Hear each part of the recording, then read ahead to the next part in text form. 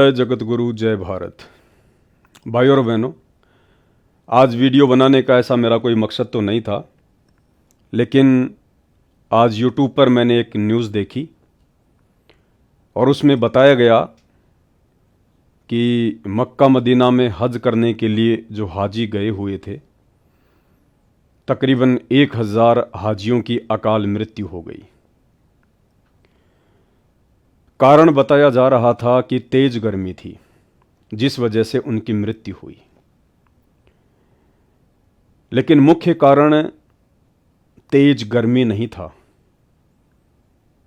ये बात बहुत ही कम लोग जान पाएंगे, क्योंकि अध्यात्म का विषय है। 99% मुसलमानों को नहीं पता कि असल वजह क्या है जिस वजह से अल्लाह का घर समझे जाने वाले काबा में 1000 मुस्लिम भाइयों की, बहनों की अकाल मृत्यु हो गई। अगर काबा में भगवान है, अगर काबा में अल्लाह है, क्योंकि अल्लाह के लिए जाता इंसान, मनोरंजन के लिए तो कोई जाएगा नहीं। फालतू में तो अपना पैसा समय बर्बाद कोई करेगा नहीं मक्का मदीना जाने के लिए। क्यों गए? अल्लाह के लिए गए। तो अल्लाह कहाँ चला गया था? क्या अल्लाह सो रहा था? क्या उस अल्लाह को इस बात का पता नहीं चला कि मेरे दर्शन के लिए, मेरी इबादत के लिए हजारों किलोमीटर से चलकर देश विदेश से लोग आ रहे हैं, मुसलमान आ रहे हैं? क्या वो अल्लाह इतना भी पावरफुल नहीं है? क्या उस अल्लाह के वश में इतना भी नहीं है कि वो अपने भक्तों की जान बचा सकता? अगर वो इतना भी नहीं कर सकता तो फिर काहे का अल्लाह है? या फिर वर्तमान का मुसलमान समाज जिस काबा में ये सोचकर जाता है कि वहां पर अल्लाह बैठा है, या फिर उन मुसलमानों की सोच ही गलत है। आज का वीडियो मेरा इसी टॉपिक पर है। सारी बातें आपको सबूतों के साथ में बताई जाएंगी। मेरा उसमें 1% भी रोल नहीं होगा।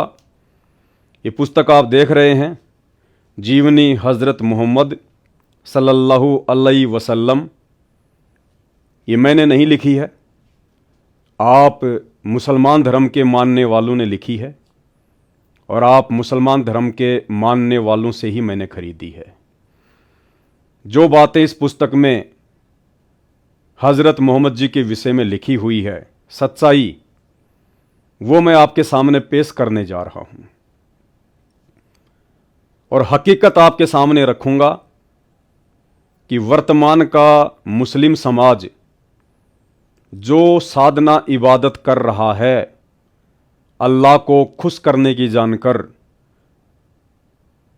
जन्नत में जाने की मानकर, उसके लिए वो चाहे किसी दरगाह पर जाएं, चाहे किसी मज़ार पर जाएं, चाहे वो मक्का मदीना जाएं, वर्तमान के मुसलमान समाज की जो इबादत है, जो भक्ति है, वो 2 कोडी की है। 2 कोडी की क्यों है? क्योंकि वो शास्त्रों के विरुद्ध है। मुसलमान धर्म की खुद की पुस्तकें, कुरान मजीद, कुरान शरीफ, तौरेत, जबूर, इंजल, इन सब के विपरीत है। इसलिए मुसलमान धर्म की वर्तमान की साधना 2 कोडी की है। कुछ भी हासिल नहीं होना सिवाय समय और पैसे की बर्बादी के। मुख्य वजह उन 1000 हाजियों के मरने की गर्मी नहीं, बल्कि उल्टी साधना है, शास्त्रों के विपरीत भक्ति साधना है। और ये सिलसिला चलता रहेगा, ये रुकेगा नहीं, क्योंकि जिसे आप अपना अल्लाह मानकर मक्का मदीना में जाते हैं कि वहां पर अल्लाह मिलेगा, अल्लाह के दीदार होंगे, अल्लाह के दर्शन होंगे, अल्लाह हमसे बड़ा प्रसन्न होगा, दरअसल उस मक्का में अल्लाह नहीं बल्कि शैतान बैठा है। क्योंकि अल्लाह कोई पशु नहीं है, अल्लाह कोई जानवर नहीं है जिसको वहां के मुल्ला मौलवियों ने उस मक्का मदीना में, उस काबा में बांध के रखा हुआ है। अल्लाह यानी भगवान, अल्लाह यानी परमात्मा, अल्लाह यानी गॉड, जिसने पूरी सृष्टि बनाई है, जिसने पूरी कायनात बनाई है, उसको किसी एक जगह मंदिर, मस्जिद, चर्च या गुरुद्वारे में बंद कर रहने की आवश्यकता नहीं है। उसकी शक्ति तो कण कण में व्याप्त है। और आज साक्षात वो अल्लाह, वो पैगंबर स्वयं भारतवर्ष की पावन धरती पर हरियाणा में प्रकट है, आया हुआ है। आज के वीडियो की शुरुआत उसी अल्लाहु अकबर परमपिता परमेश्वर जी के नाम से करते हैं, उनके जयकारे के साथ में करते हैं। अगर आप मुसलमान धर्म से संबंधित हैं, वीडियो को अंत तक जरूर देखना। शॉर्ट में आपको आप ही मुसलमान भाइयों के द्वारा लिखित ये पुस्तक जीवनी हजरत मोहम्मद, इसी से आपको आपके पैगंबर हजरत मोहम्मद जी की पूरी जीवन लीला बताऊंगा। आप वही साधना कर सकते हैं जो साधना आपको आपके पैगंबरों ने बताई, और आपके पैगंबर हजरत मोहम्मद जी ने जिस साधना को करते करते आजीवन तकलीफें उठाई। हजरत मोहम्मद का जीवन किसी नरक से कम नहीं था।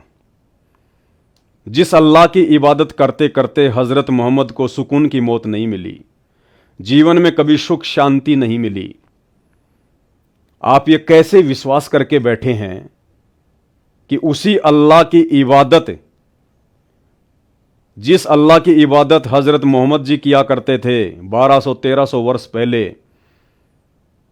वही इबादत आज का मुसलमान 2% भी नहीं कर रहा, 2% भी, तो आप मुसलमानों के साथ और क्या होगा?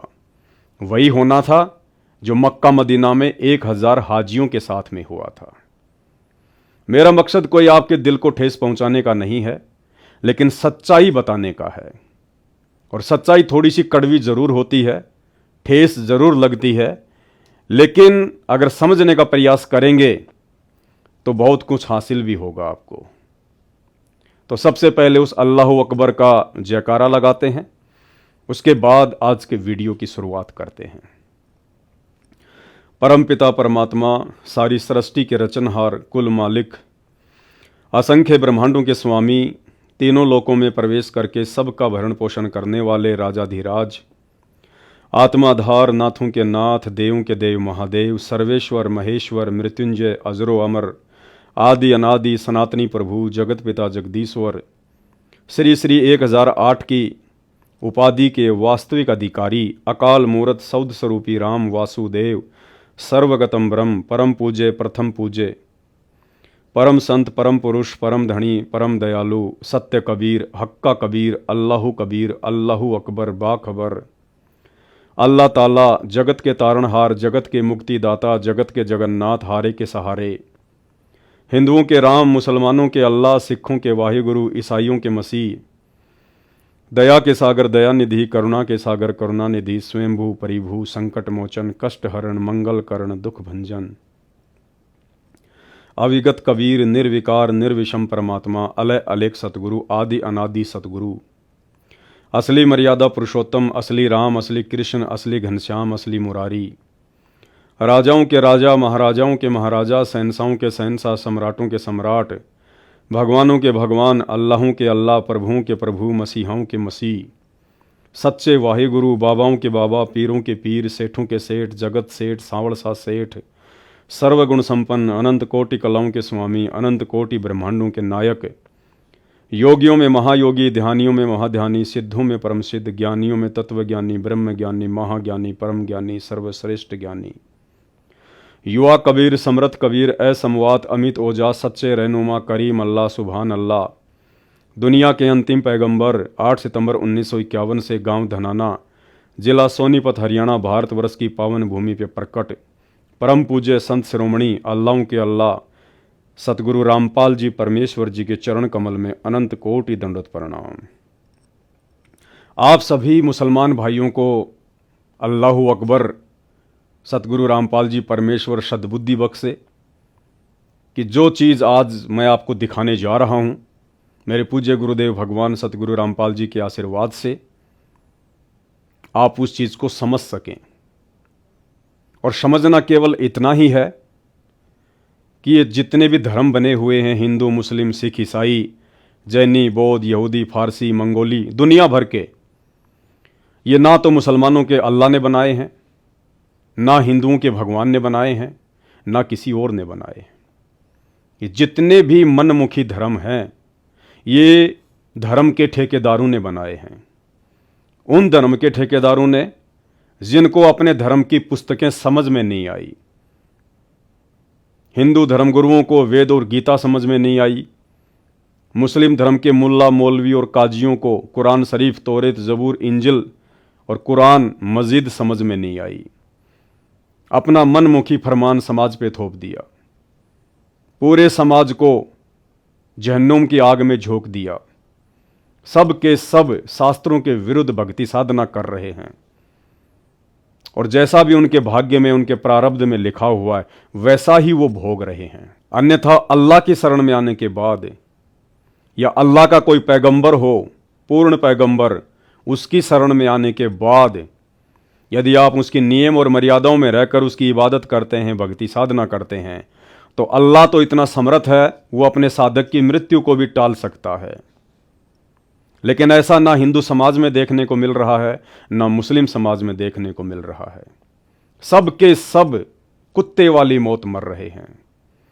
रोड पर एक्सीडेंट हो गया, किसी का हाथ कट गया, किसी का पैर कट गया, किसी का सर कट गया, कोई टायर के नीचे कुचला जाता है। कुत्ते से भी बदतर मौत आज हिंदू, मुस्लिम, सिख, ईसाइयों की हो रही है। कारण यही है कि ना तो मुसलमान अपने अल्लाह को पहचान पा रहे हैं, ना हिंदू अपने भगवान को, ना ईसाई अपने मसीहा को, और ना सिख अपने वाहिगुरु को। तो आज के वीडियो में अगर आप समझ सको तो समझ लेना, अल्लाह स्वयं चलकर आप और हम सब के लिए भारत की पवित्र धरती पर आया हुआ है। पहचान केवल उनके ज्ञान से होगी, उनके विचारों को सुनने से होगी, उनके सत्संगों को सुनने से होगी। ये धर्म और जातियों की जंजीरों को तोड़कर, दीवारों को लांघकर आपने थोड़ा अपने दिमाग को विकसित करना पड़ेगा। आपने ये विचार करना पड़ेगा कि अल्लाह ने ना किसी मजहब को बनाया, ना किसी जाति को बनाया, हम लोगों ने ही बनाया, और हम लोग इन मजहब और जातियों की बेड़ियों में आज उलझ कर रह गए, अपने अपने धर्म को सर्वश्रेष्ठ बताने में लगे हुए हैं, जबकि सबकी दुर्गतियां हो रही हैं, सबकी दुर्गतियां। तो आज आप मुसलमान भाइयों को मैं हज़रत मोहम्मद की जीवनी से कुछ बातें बताऊंगा, और हज़रत मोहम्मद की जीवनी को देखकर, पढ़कर, सुनकर यदि आपने विचार नहीं किया तो फिर आप में और जानवर में कोई अंतर नहीं है। परमात्मा कहते हैं, भक्ति बिना नर और खर, खर मानी गधा और भक्ति मानी ज्ञान, भक्ति बिना नर और खर एक है, जिन हरि पद नहीं जाना, पूर्ण ब्रह्म की परख नहीं रे, पूज मरे पाषाणा। उस पूर्ण ब्रह्म अल्लाहु अकबर की, उस साकार भगवान की तो किसी को पहचान है ही नहीं, और ये पाषाण पूज पूज के मर गई दुनिया, पत्थर पूज पूज के मर गई।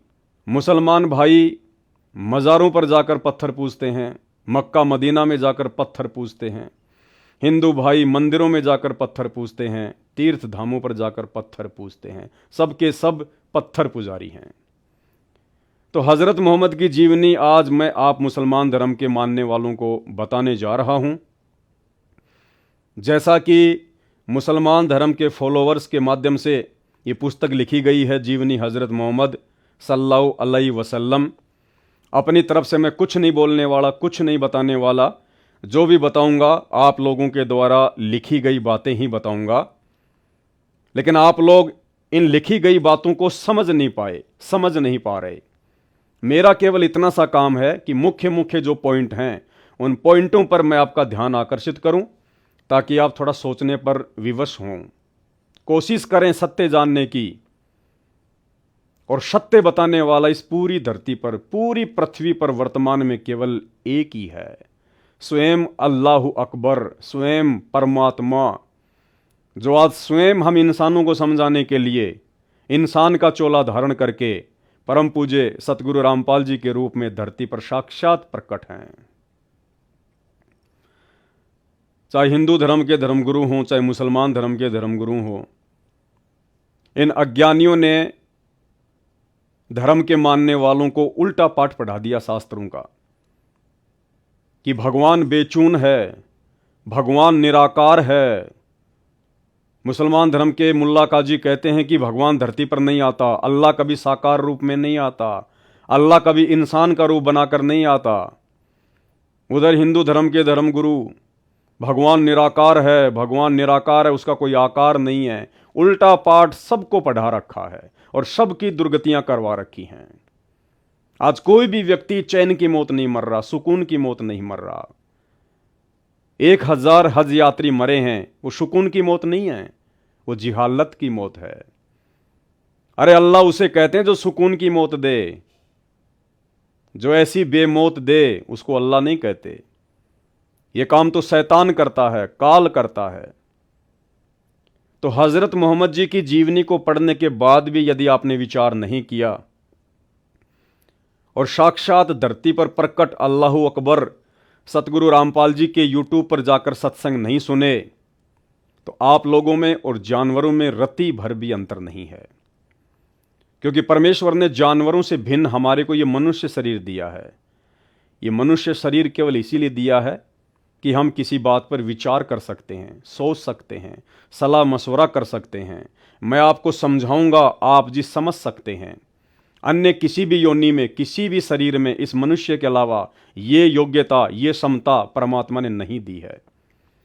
और ये योग्यता समझने और समझाने की, विचार विमर्श करने की, चिंतन मनन करने की अल्लाहू अकबर सतगुरु रामपाल जी परमेश्वर जी ने इसीलिए बख्शी है कि आज हम उनको पहचान लें, आज हम उनकी पहचान कर लें, अपने अल्लाह के चरणों में आ जाएं। इस पाखंड पूजा को, इस 2 कौड़ी की साधना को, जिसका किसी भी धर्मशास्त्र में कोई उल्लेख नहीं है, इसको हम त्याग दें और अपने जीवन को सफल बना लें। अन्यथा भाई, चाहे हिंदू हो, चाहे मुसलमान, चाहे सिख, चाहे ईसाई, मरने के बाद में सीधा धर्मराज के दरबार में जाएगा और धर्मराज एक ही बात कहेगा कि भगवान धरती पर आया हुआ था। नादान, अल्लाह धरती पे प्रकट था, तेरा सौभाग्य था। तूने भक्ति क्यों नहीं करी, तूने उसकी सच्ची इबादत क्यों नहीं करी, खाली हाथ क्यों आ गया? जा नरक में, जहन्नुम में ठोकेगा। तो आज मौका है। मेरी बात पे यकीन नहीं है, कोई बड़ी बात नहीं है, लेकिन खुद अल्लाह अकबर की बात पे तो यकीन करो। सत्संग तो सुनना शुरू करो परमेश्वर रामपाल जी के, दिन में आधा घंटा, 1 घंटा, थोड़ा थोड़ा समय निकाल कर। तो हजरत मोहम्मद जी की जीवनी से आज आपको वो सच्चाई बताएंगे जिस सच्चाई से 99% मुसलमान समाज अनजान है। आप मुसलमान धर्म के फॉलोवर ने बहुत दफा ये पुस्तक पढ़ी होगी, ऐसी बात नहीं है, क्योंकि अपने अपने पैगंबरों की पुस्तकें कौन नहीं पढ़ना चाहता होगा, आपने जरूर पढ़ी होंगी। लेकिन इन पुस्तकों में जो सच्चाई है, जो वास्तविकता है, ये उस समय तक समझ में नहीं आ सकती जब तक आप किसी वक्त गुरु की शरण में ना हो। वक्त गुरु यानी पैगंबर, रसूल, नबी, जो वर्तमान में धरती पर सशरीर हमारे समक्ष प्रकट हो। जब तक हम उसकी शरण में ना हो, तब तक हमारे को किसी भी धर्म की कोई भी पुस्तक समझ में नहीं आ सकती। मनमुखी रूप से आप कितनी ही कुरान मजीद, कुरान शरीफ, तौरेत, जबूर, इंजिल दुकानों से खरीद खरीद के पढ़ते रहिएगा, झक मार मार के मर जाएंगे, लेकिन एक अक्षर भी समझ में नहीं आएगा अल्लाह और उसकी सच्ची इबादत के विषय में। तो आज अल्लाह और उसकी सच्ची इबादत के विषय में स्वयं वो अल्लाहू अकबर धरती पर साक्षात नीचे उतरा हुआ है। नाम है परमेश्वर रामपाल जी। यूट्यूब पर जाकर सत्संग सुनना शुरू करें। तो हज़रत मोहम्मद की ये जीवनी, ये पुस्तक जीवनी हज़रत मोहम्मद सल्लल्लाहु अलैहि वसल्लम, और इसमें क्या लिखा हुआ है?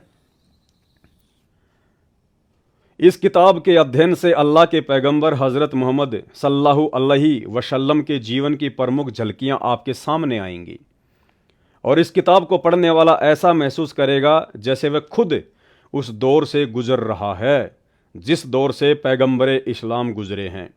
नसीम गाजी फलाही। यानी जीवनी हज़रत मोहम्मद का मतलब होता है कि हज़रत मोहम्मद जी ने अपने जीवन में, अपनी लाइफ में, जन्म लेने से अंतिम समय तक उन्होंने क्या किया, भक्ति मार्ग में अल्लाह के विषय में वो क्या जानते थे, अल्लाह ने क्या उनको इबादत बताई, कैसे उन्होंने वो इबादत की, और उस इबादत के करने से हज़रत मोहम्मद को क्या हासिल हुआ। अल्लाह के गुण हैं, अल्लाह किसी को दुख नहीं देता, अल्लाह किसी को परेशानी नहीं देता। अल्लाह तो उसे कहते हैं जो संकट मोचन होता है, जो संकटों को हर लेता है। भक्ति करने वाले अपने साधक को, अपने भगत को सुख ही प्रदान करता है। अगर वो निर्धन है तो उसे धन देता है, बांझ है तो उसे पुत्र देता है, बीमार है तो उसे स्वस्थ शरीर देता है। उसे कहते हैं अल्लाह। और शरीर त्यागने के बाद उसको मोक्ष देता है, सदा सदा के लिए उसे 84 लाख योनियों के झंझट से बाहर निकाल देता है। उसे कहते हैं अल्लाह, परमात्मा, भगवान। और उसी अल्लाह की इबादत करते करते आजीवन मुसलमान धर्म के अंतिम पैगंबर हजरत मोहम्मद जी का जीवन नरक से कम नहीं था। उन्हें कभी भी वो सुख और शांति प्राप्त नहीं हुई जिस सुख और शांति की प्राप्ति के लिए दुनिया अल्लाह की खोज करती है, भगवान की खोज करती है, दुनिया भक्ति करती है। जबकि हजरत मोहम्मद तो वर्तमान के मुसलमानों की तरह कोई बुराई भी नहीं करते थे। हजरत मोहम्मद जिनकी उम्र 63 वर्ष थी, यानी वो 63 वर्ष की उम्र में अल्लाह को प्यारे हो गए थे। उन्होंने कभी भी अपने जीवन में तमाकू को छुआ तक नहीं, शराब को छुआ तक नहीं, मांस को छुआ तक नहीं, कभी किसी का दिल तक नहीं दुखाया, कभी किसी के साथ में लड़ाई झगड़ा नहीं किया, हमेशा अल्लाह की इबादत में लगा रहता था। और उस मोहम्मद का जीवन भी नरक के समान व्यतीत हुआ। और अंत में कैसी दुर्गति से हजरत मोहम्मद जी के जीवन का अंत हुआ, ये इसी पुस्तक जीवनी हजरत मोहम्मद में साफ साफ अक्षरों में लिखा हुआ है। कहने का मतलब है आप तो हजरत मोहम्मद जैसी इबादत अल्लाह की लाख जन्म भी नहीं कर सकते। और जो प्योर इबादत, जो पवित्र साधना आज से 1200-1300 वर्ष पहले हजरत मोहम्मद जी किया करते थे, आज आप मुसलमान उस इबादत का 1% भी सही तरीके से नहीं कर सकते। तो सोचिए आपके साथ क्या होगा। और उसके बाद परम पूज्य सतगुरु रामपाल जी परमेश्वर जी के सत्संग सुनना शुरू करें। यूट्यूब पर जाकर सर्च करें सत्संग संत रामपाल जी भगवान। एक सृष्टि रचना नाम का चैप्टर है, उसको जरूर देखें। सृष्टि रचना संत रामपाल जी भगवान लिखें, सृष्टि रचना को पढ़ें, आपको वास्तविकता समझ में आएगी अपने धर्म की, अपने धर्म की पुस्तकों की। इसके अलावा आप जी संत रामपाल जी और डॉक्टर जाकिर नाइक की डिबेट भी यूट्यूब पर जाकर सर्च कर सकते हैं। डिबेट वर्सेज संत Rampal G versus doctor Zakir Naik. सारी सच्चाई आपकी आंखों के सामने आ जाएगी। संत रामपाल जी धरती पर स्वयं सनातनी परमात्मा है, अल्लाहू अकबर हैं। और ये वो ज्ञान देने के लिए आए हैं, और वो ज्ञान वर्तमान में वो दे रहे हैं सन 1994 से, जो ज्ञान ना ही तो मुसलमानों की चारों पुस्तकों में है और ना ही चारों वेदों में है। तो चलिए अब आपको इस पुस्तक में दिखाते हैं कि ये जो काबा है, मक्का और मदीना है, जहां पर प्रतिवर्ष मुसलमान भाई हज करने के लिए जाते हैं, इसकी सच्चाई क्या है, वास्तविकता क्या है, वहां जाने से कोई फायदा है भी या नहीं। आप खुद मुसलमानों की पुस्तकों में लिखा हुआ है, आप खुद अपनी आंखों से पढ़िएगा कि जो काबा था उसकी पूजा क्यों शुरू हुई, कैसे शुरू हुई, मक्का मदीना में क्या है, कुछ है भी या खाली वैसे ही लोग टाइम पास के लिए जा रहे हैं, आप ही की पुस्तकों में लिखा हुआ है। यह देखिएगा। फिर एक बात और थी जिसकी वजह से यह अकीदा और तेजी से फैला। कौन सा अकीदा? काबा में पूजा का अकीदा। काबा में जो पूजा होती है वो कैसे फैली, काबा में जो मूर्तियां हैं वो कहां से आई, अल्लाह ने ऊपर से लाके रखी या इंसानों ने खुद ही अपने हाथों से बना बना के रख दी, जैसे आजकल मंदिरों में मूर्तियां बना बना के रख देते हैं। इंसानी बनाने वाला, इंसानी उनको पूजने वाला। फिर एक बात और थी जिसकी वजह से यह अकीदा और तेजी से फैला। ज्वालामुखी पहाड़ फटते तो लावे की शक्ल में जो पत्थर निकलते, उनके बारे में धारणा थी कि ये टूटे हुए सितारे हैं। ये देखिए मूर्खता। पहाड़ों से जब ज्वालामुखी फटता था तो काबा में, मक्का मदीना में रहने वाले मुसलमान क्या सोचते थे कि ये आसमान से टूटने वाले तारे हैं, सितारे हैं, अल्लाह की तरफ से आ रहे हैं। मूर्खता। जो आकाश से धरती पर आ गए हैं, यहीं से वे पत्थर पवित्र समझे जाने लगे, क्योंकि कुछ जातियों के दिल में तारों की महिमा रच बस गई थी, इसलिए कि उनमें जगत सृष्टा की कुदरत का जलवा था, उनकी शक्ति और महानता की छाया थी। इसलिए जिन पत्थरों के बारे में उन्हें विश्वास होता कि ये सितारों से टूटे हैं, उनको बहुत बरकत वाला समझते और बड़ी इज्जत करते। फिर इज्जत का यह ख्याल और आगे बढ़ा और अब उनकी पूजा भी होने लगी। ज्वालामुखी के पत्थरों को अल्लाह के पत्थर समझकर, अल्लाह की नियामत समझकर, आसमान से टूटे हुए तारे समझकर शुरुआत में मुसलमान धर्म के फॉलोअर्स ने उन पत्थरों की पूजा शुरू कर दी। आगे देखिए, फिर एक कदम और आगे बढ़े। अब वे पत्थरों को खुद काटते छांटते अपनी पसंद की मूर्तियां बनाते, यानी पाखंड शुरू कर दिया। फिर लोगों ने पहले तो खाली ज्वालामुखी के जो पत्थर थे अच्छे अच्छे, उन्हीं को लाकर पूजते थे। उसके बाद में खुद उनको काटने छाटने लग गए, उनको बढ़िया बढ़िया शक्ल देने लग गए। अब वे पत्थरों को खुद काटते छांटते अपनी पसंद की मूर्तियां बनाते, जिस बुजुर्ग या देवता से चाहते उसका संबंध जोड़ देते। उस समय के मुसलमान मनमुखी रूप से किसी भी देवता का संबंध उन मूर्तियों से जोड़ देते कि ये फलाने देवता की मूर्ति है, ये फलाने देवता की मूर्ति है, मनमुखी। फिर उनको एक जगह स्थापित करके पूजना शुरू कर देते, प्रेम और श्रद्धा में उन पर भेंट चढ़ाते, जैसे मंदिर मस्जिदों में लोग श्रद्धा से भेंट चढ़ाते हैं। उन पत्थरों के ऊपर मुसलमान धर्म के वो अंध श्रद्धालु फिर भेंट चढ़ाने लग गए। कोई पैसा चढ़ाता, कोई सोना चांदी चढ़ाता, कोई खाना चढ़ाता।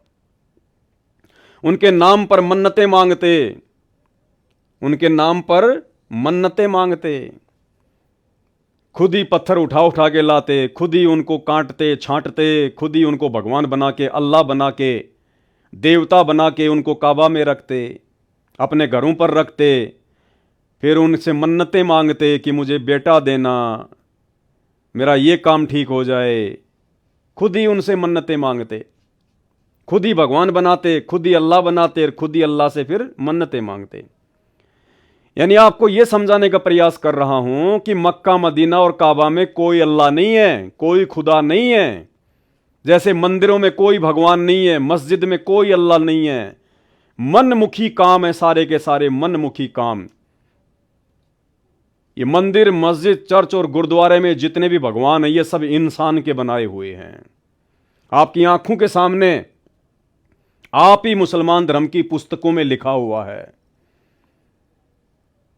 और 1000 यात्री जो मरे हैं काबा में, मक्का मदीना में जो हज करने गए थे, वो अपनी खुद की मनमुखी घटिया साधना के चलते मरे हैं।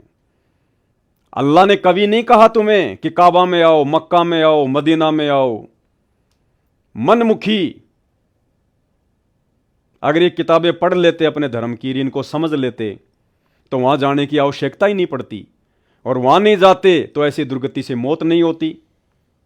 तो खुद मनमुखी साधना कर रहे हो, खुद ही अपनी मौत को न्योता दे रहे हो। उनका ख्याल था कि इस तरह वे देवता अल्लाह के यहां सिफारिश करेंगे। उस समय के मुसलमान क्या सोचते थे? जो मूर्तियां वो बनाया करते थे, वो सोचते थे कि हम इस प्रकार से मूर्ति बनाएंगे, उन पे भेंट चढ़ाएंगे, मन्नतें मांगेंगे, तो ये मूर्तियां अल्लाह के पास जाके हमारी सिफारिश करेंगी। मूर्तियों को उन्होंने अपना एजेंट बना लिया, माध्यम बना लिया। उन मूर्तियों को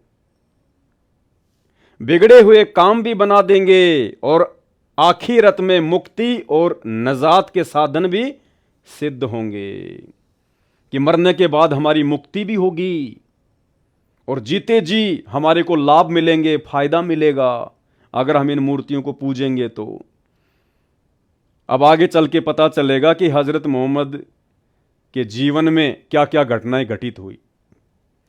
जब इन मूर्तियों को, इस मक्का मदीना और काबा ने हजरत मोहम्मद को आजीवन सिवाय नारकीय जीवन की और कुछ नहीं दिया, आप लोगों को क्या मिलेगा?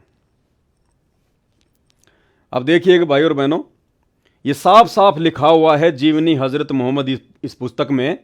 जिस मक्का में आप मुसलमान भाई हज करने के लिए जाते हो, उसकी सच्चाई क्या है? वहां पे अल्लाह बैठा है या इंसान के द्वारा बनाई गई मनमुखी मूर्तियां? मक्का में सबसे पहले जो मूर्ति लाई गई और फिर काबा के आंगन में लगाई गई, वह हुबल की मूर्ति थी। उसको लाने वाला व्यक्ति अम्र बिन लुहई था। यह कहीं सफर कर रहा था, रास्ते में एक जगह से गुजर हुआ, देखा लोग मूर्तियां पूज रहे हैं। उसको बहुत भला मालूम हुआ। उसने कहा एक मूर्ति हमें भी दे दो, हम अपने यहां ले जाएंगे।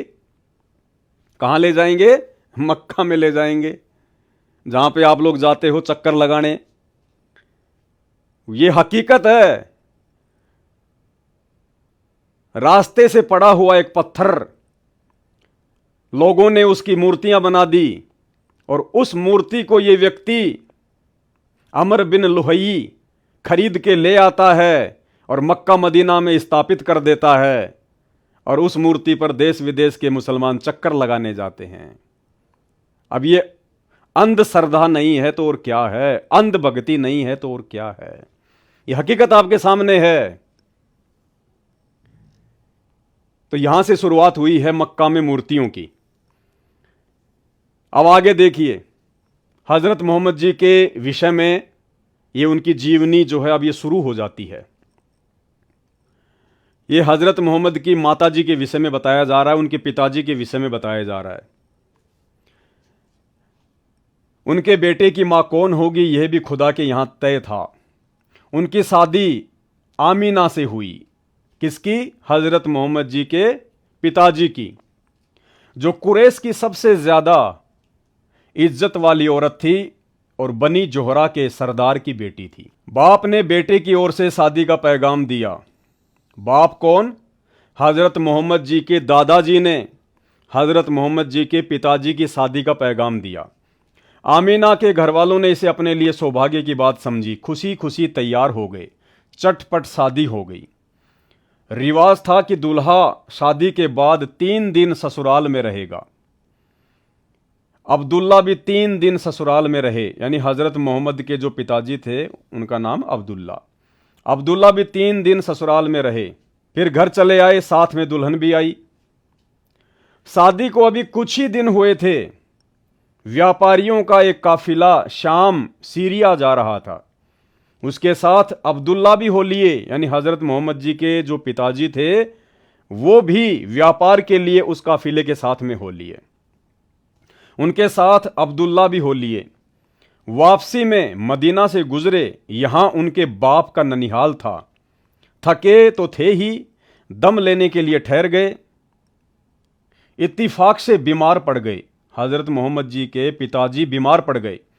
साथियों ने उन्हें वहीं छोड़ दिया और मक्का को चल दिए। वहां पहुंचकर बाप को बीमारी की खबर दी।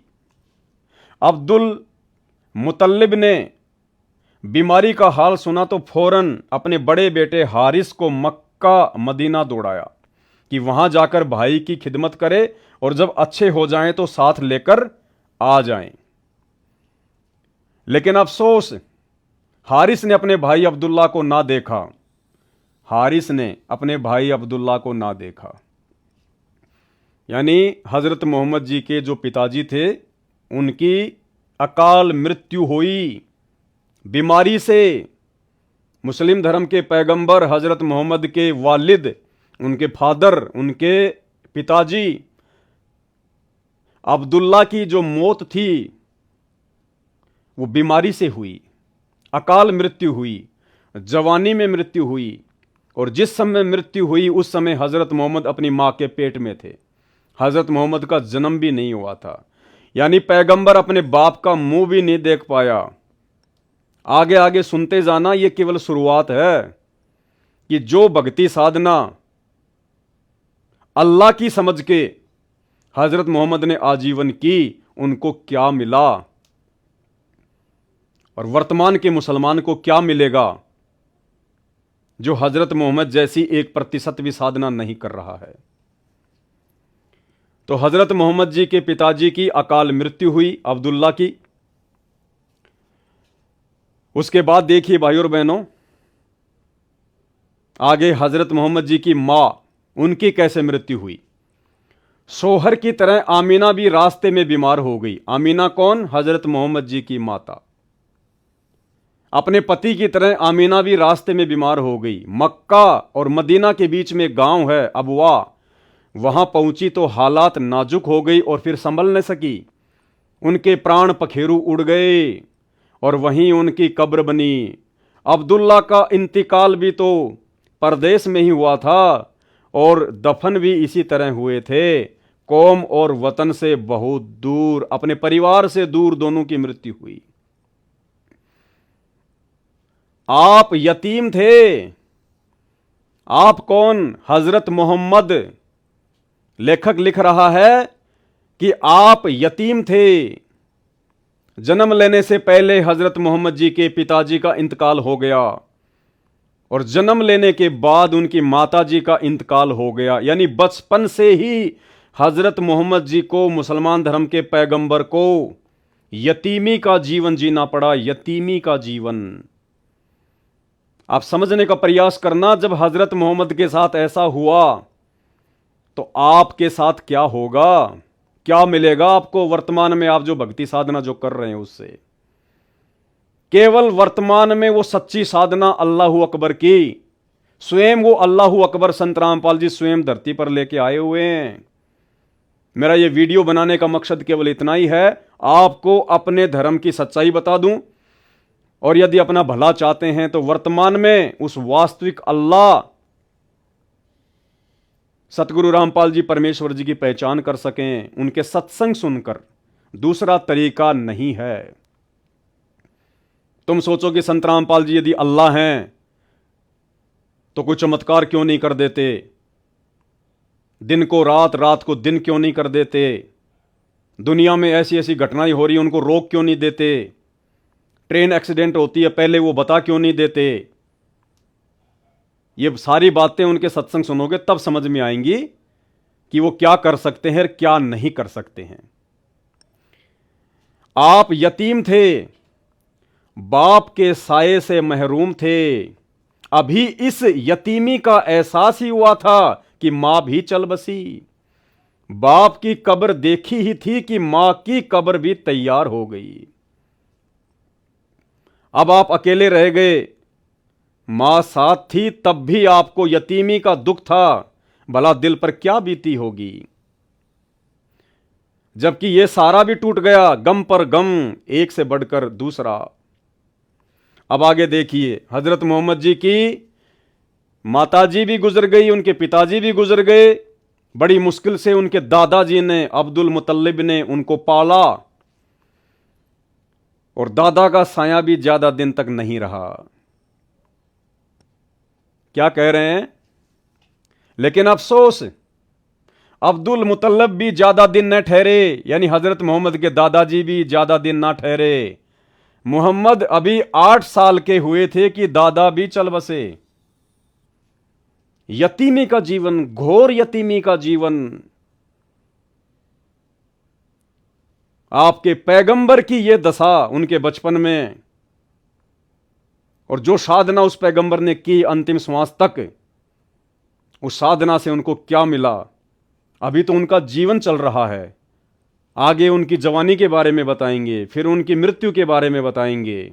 आप दंग रह जाएंगे कि जिस अल्लाह की इबादत करते करते हजरत मोहम्मद के साथ ऐसा हुआ, तो वर्तमान के मुसलमानों के साथ तो क्या नहीं होगा।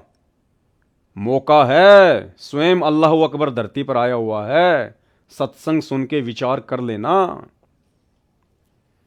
दादा भी चल बसे। दादा की मौत पर उनको बड़ा दुख हुआ, वैसा ही दुख जैसा इससे पहले मां बाप की मौत पर हुआ। आगे चलिए भाई और बहनों, इस तरह यह मुबारक काम पूरा हुआ और कुरैश की सबसे बाइज्जत औरत कुरैश के आमीन के घर आ गई। उस समय आपकी उम्र 25 साल 2 महीने 10 दिन की थी और बीवी खदीजा 40 साल की थी।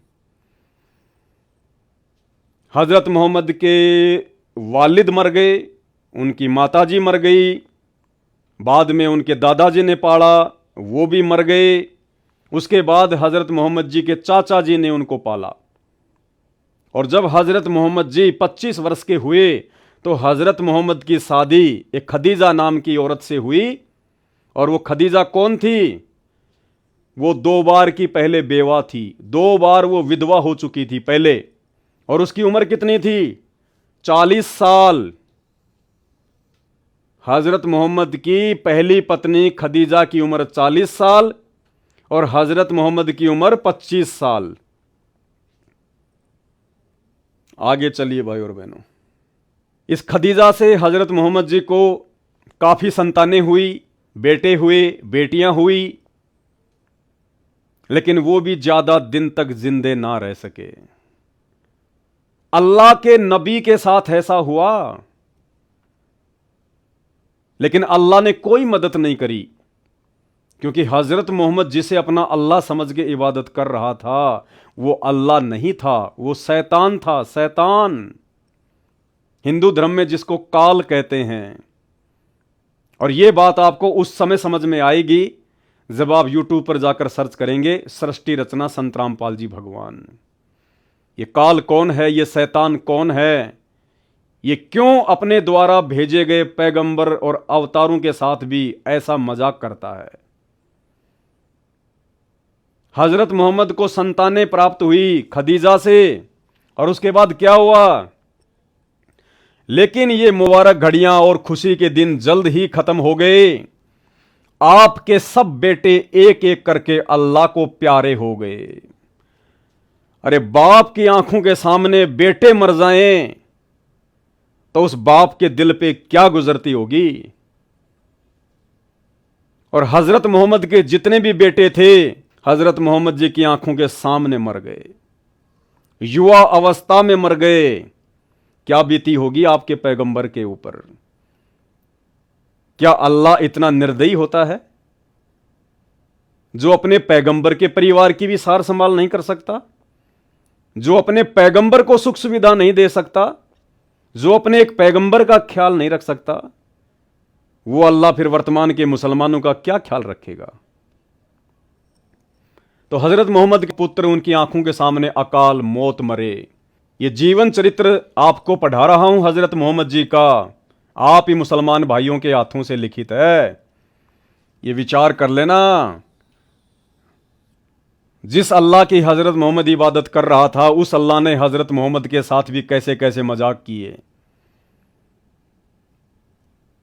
कासिम, तैयब और ताहिर सब अल्लाह से जा मिले, जख्म पर जख्म लगते रहे, लेकिन आप सब्र करते रहे। और करे भी क्या? करे भी क्या? हज़रत मोहम्मद जी के हाथ में तो कुछ था नहीं कि अपने बच्चों को जीवित कर देते। अल्लाह उनकी सुन नहीं रहा था, क्योंकि हज़रत मोहम्मद अल्लाह की इबादत कर ही नहीं रहा था, वो तो शैतान की इबादत कर रहा था। उसे पता ही नहीं था अल्लाह कौन है। शैतान ने उसको मोहरा बनाया। ये सच्चाई संत रामपाल जी के सत्संग सुनने से कट टू कट समझ में आएगी। बचपन में तो यतीमी का दुख उठाया, बड़े हुए तो अपने जिगर के टुकड़ों का गम सहन करना पड़ा।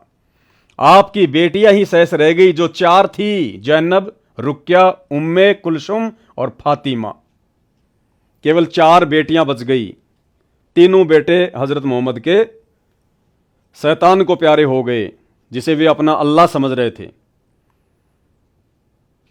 अब आगे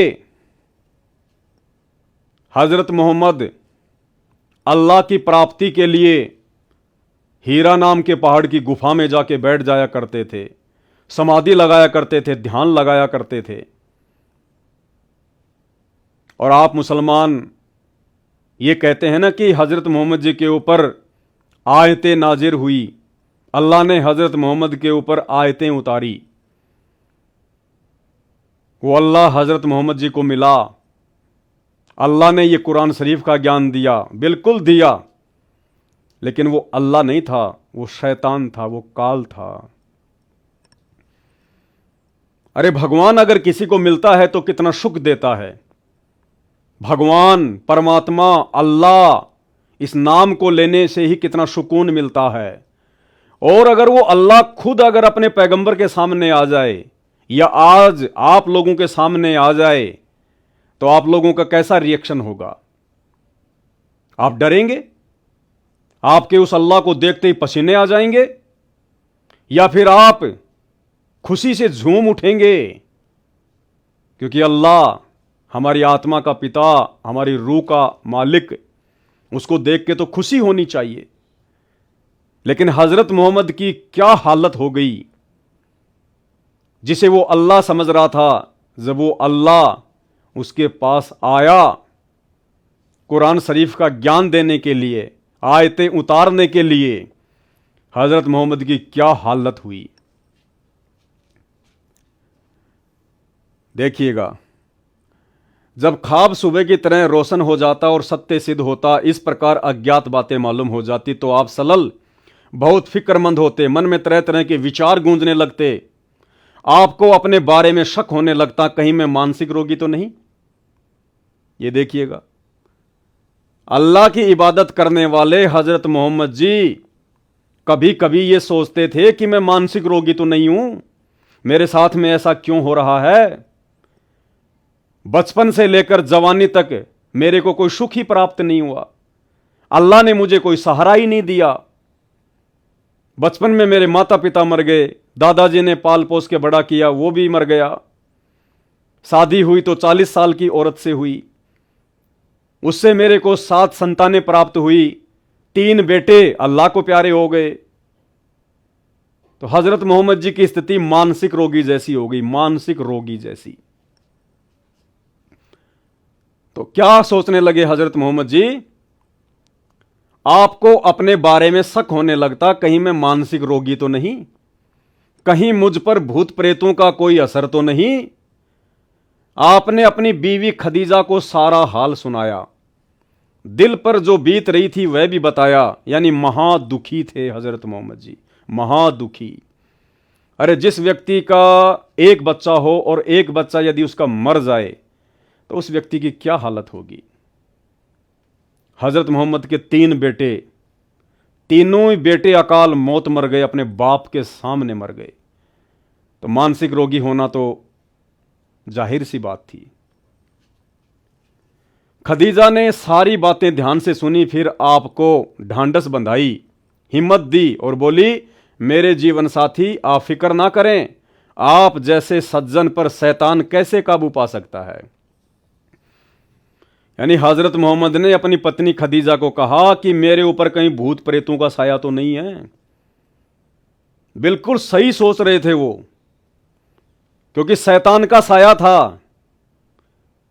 शैतान उसको अपने पैगंबर के रूप में धरती पर स्थापित करना चाहता था और उसने वही किया। स्वयं हजरत मोहम्मद जी इस बात को स्वीकार कर रहे हैं, लेकिन उसकी बीवी ने, खदीजा ने उसको हिम्मत दी और कहा कि आप जैसे भले आदमी के ऊपर शैतान का साया कैसे हो सकता है। आगे देखिए, इस तरह रमजान के कुछ दिन बीत गए। एक दिन आप सल्लल्लाहु यानी हजरत मोहम्मद गुफा में आराम कर रहे थे, हीरा की गुफा में। सुबह का सुहाना समय था। अचानक एक फरिश्ता दिखाई दिया, बहुत ही खूबसूरत और हसीन फरिश्ता। हाथ में हसीन रेशम का एक टुकड़ा भी था। और वो फरिश्ता क्या बोला हजरत मोहम्मद से? पढ़ो। अब हजरत मोहम्मद तो अनपढ़ था, उसको अक्षर ज्ञान नहीं था, लेकिन फरिश्ता बोला इसको पढ़ो। आप सल्लल्लाहु यानी हजरत मोहम्मद घबरा गए। फरिश्ता यानी देवता, मुसलमान धर्म में फरिश्ता बोलते हैं, हिंदू देवता बोल देते हैं। और ये वही फरिश्ता है जिसने हजरत मोहम्मद के ऊपर कुरान शरीफ की आयतें नाजिर की। और उस फरिश्ते को देखकर हजरत मोहम्मद का क्या रिएक्शन है, देखिएगा आपके नबी का रिएक्शन। आप सल्लल्लाहु घबरा गए, फरमाया मुझे पढ़ना नहीं आता। अरे फरिश्ते को देखकर कोई घबराता है क्या? अल्लाह के भेजे गए दूत को देखकर कोई घबराता है क्या? लेकिन हजरत मोहम्मद जी घबरा गए। आप सल्लल्लाहु को ऐसा महसूस हुआ जैसे वह शरीर को भींच रहा है। फिर छोड़ दिया और कहा पढ़ो। उस फरिश्ते ने हजरत मोहम्मद के शरीर को दबाया और कहा इसको पढ़ो। अल्लाह ऐसा करता है क्या? अल्लाह अपने चाहने वालों के साथ ऐसा करता है? ऐसा तो शैतान करता है, जो कर रहा था। हजरत मोहम्मद ने फिर फरमाया मुझे पढ़ना नहीं आता भाई, मुझे पढ़ना नहीं आता। फिर आप हजरत मोहम्मद को महसूस हुआ जैसे वह शरीर को भींच रहा है। फिर छोड़ दिया और कहा पढ़ो। ऐसा 2-3 बार किया, दबा दबा के कह रहा पढ़ पढ़। आप सल्लल्लाहु को अंदेशा हुआ कि वह फिर शरीर को भींचेगा और इस बार और जोर से भींचेगा। डर गए हजरत मोहम्मद जी। 2-3 बार तो भींच दिया था, सोचा अब की बार ये और जोर से भींचेगा, कहीं मर ना जाऊं। जैसे उसी शैतान ने महाभारत के मैदान में जब अर्जुन ने युद्ध करने से मना कर दिया, तो वो शैतान श्री कृष्ण जी के शरीर में प्रवेश करके और उसने अपना विराट रूप दिखाया, अपना वो शैतान वाला रूप दिखाया, वो काल रूप दिखाया। और अर्जुन डर गया, भयभीत हो गया कि अगर मैंने युद्ध नहीं किया तो मैं मर जाऊंगा। और कहा कि भगवान आप अपना ये विराट रूप समेट लीजिए, मेरे से देखा नहीं जा रहा। हिंदू धर्म में उसको काल कहते हैं, मुसलमान धर्म में उसको शैतान कहते हैं, वो एक ही है। फिर आप सल्लल्लाहु को महसूस हुआ जैसे वह शरीर को भींच रहा है। फिर छोड़ दिया और कहा पढ़ो। आप सल्लल्लाहु को अंदेशा हुआ वह फिर शरीर और भींचेगा और इस बार और जोर से भींचेगा। तो हजरत मोहम्मद ने डरते हुए कहा क्या पढ़ूं, क्या पढ़ना है? बोला पढ़ो अपने रब के नाम से जिसने पैदा किया इंसान को खून की फुटकी से। पढ़ो तुम्हारा मेहरबान रब ही है जिसने कलम से सिखाया इंसान को, वह कुछ सिखाया जो उसे मालूम न था। फरिश्ते के बताने पर आप हजरत मोहम्मद ने पढ़ा, पढ़ते ही याद हो गया, चित्त पर अंकित हो गया। यानी उस शैतान की शक्ति से, उस फरिश्ते की शक्ति से, उस अनपढ़ हजरत मोहम्मद जी के दिल में, उनके अंतःकरण में जो वो पढ़ाना चाह रहा था वो अंकित हो गया। फिर फरिश्ता चला गया।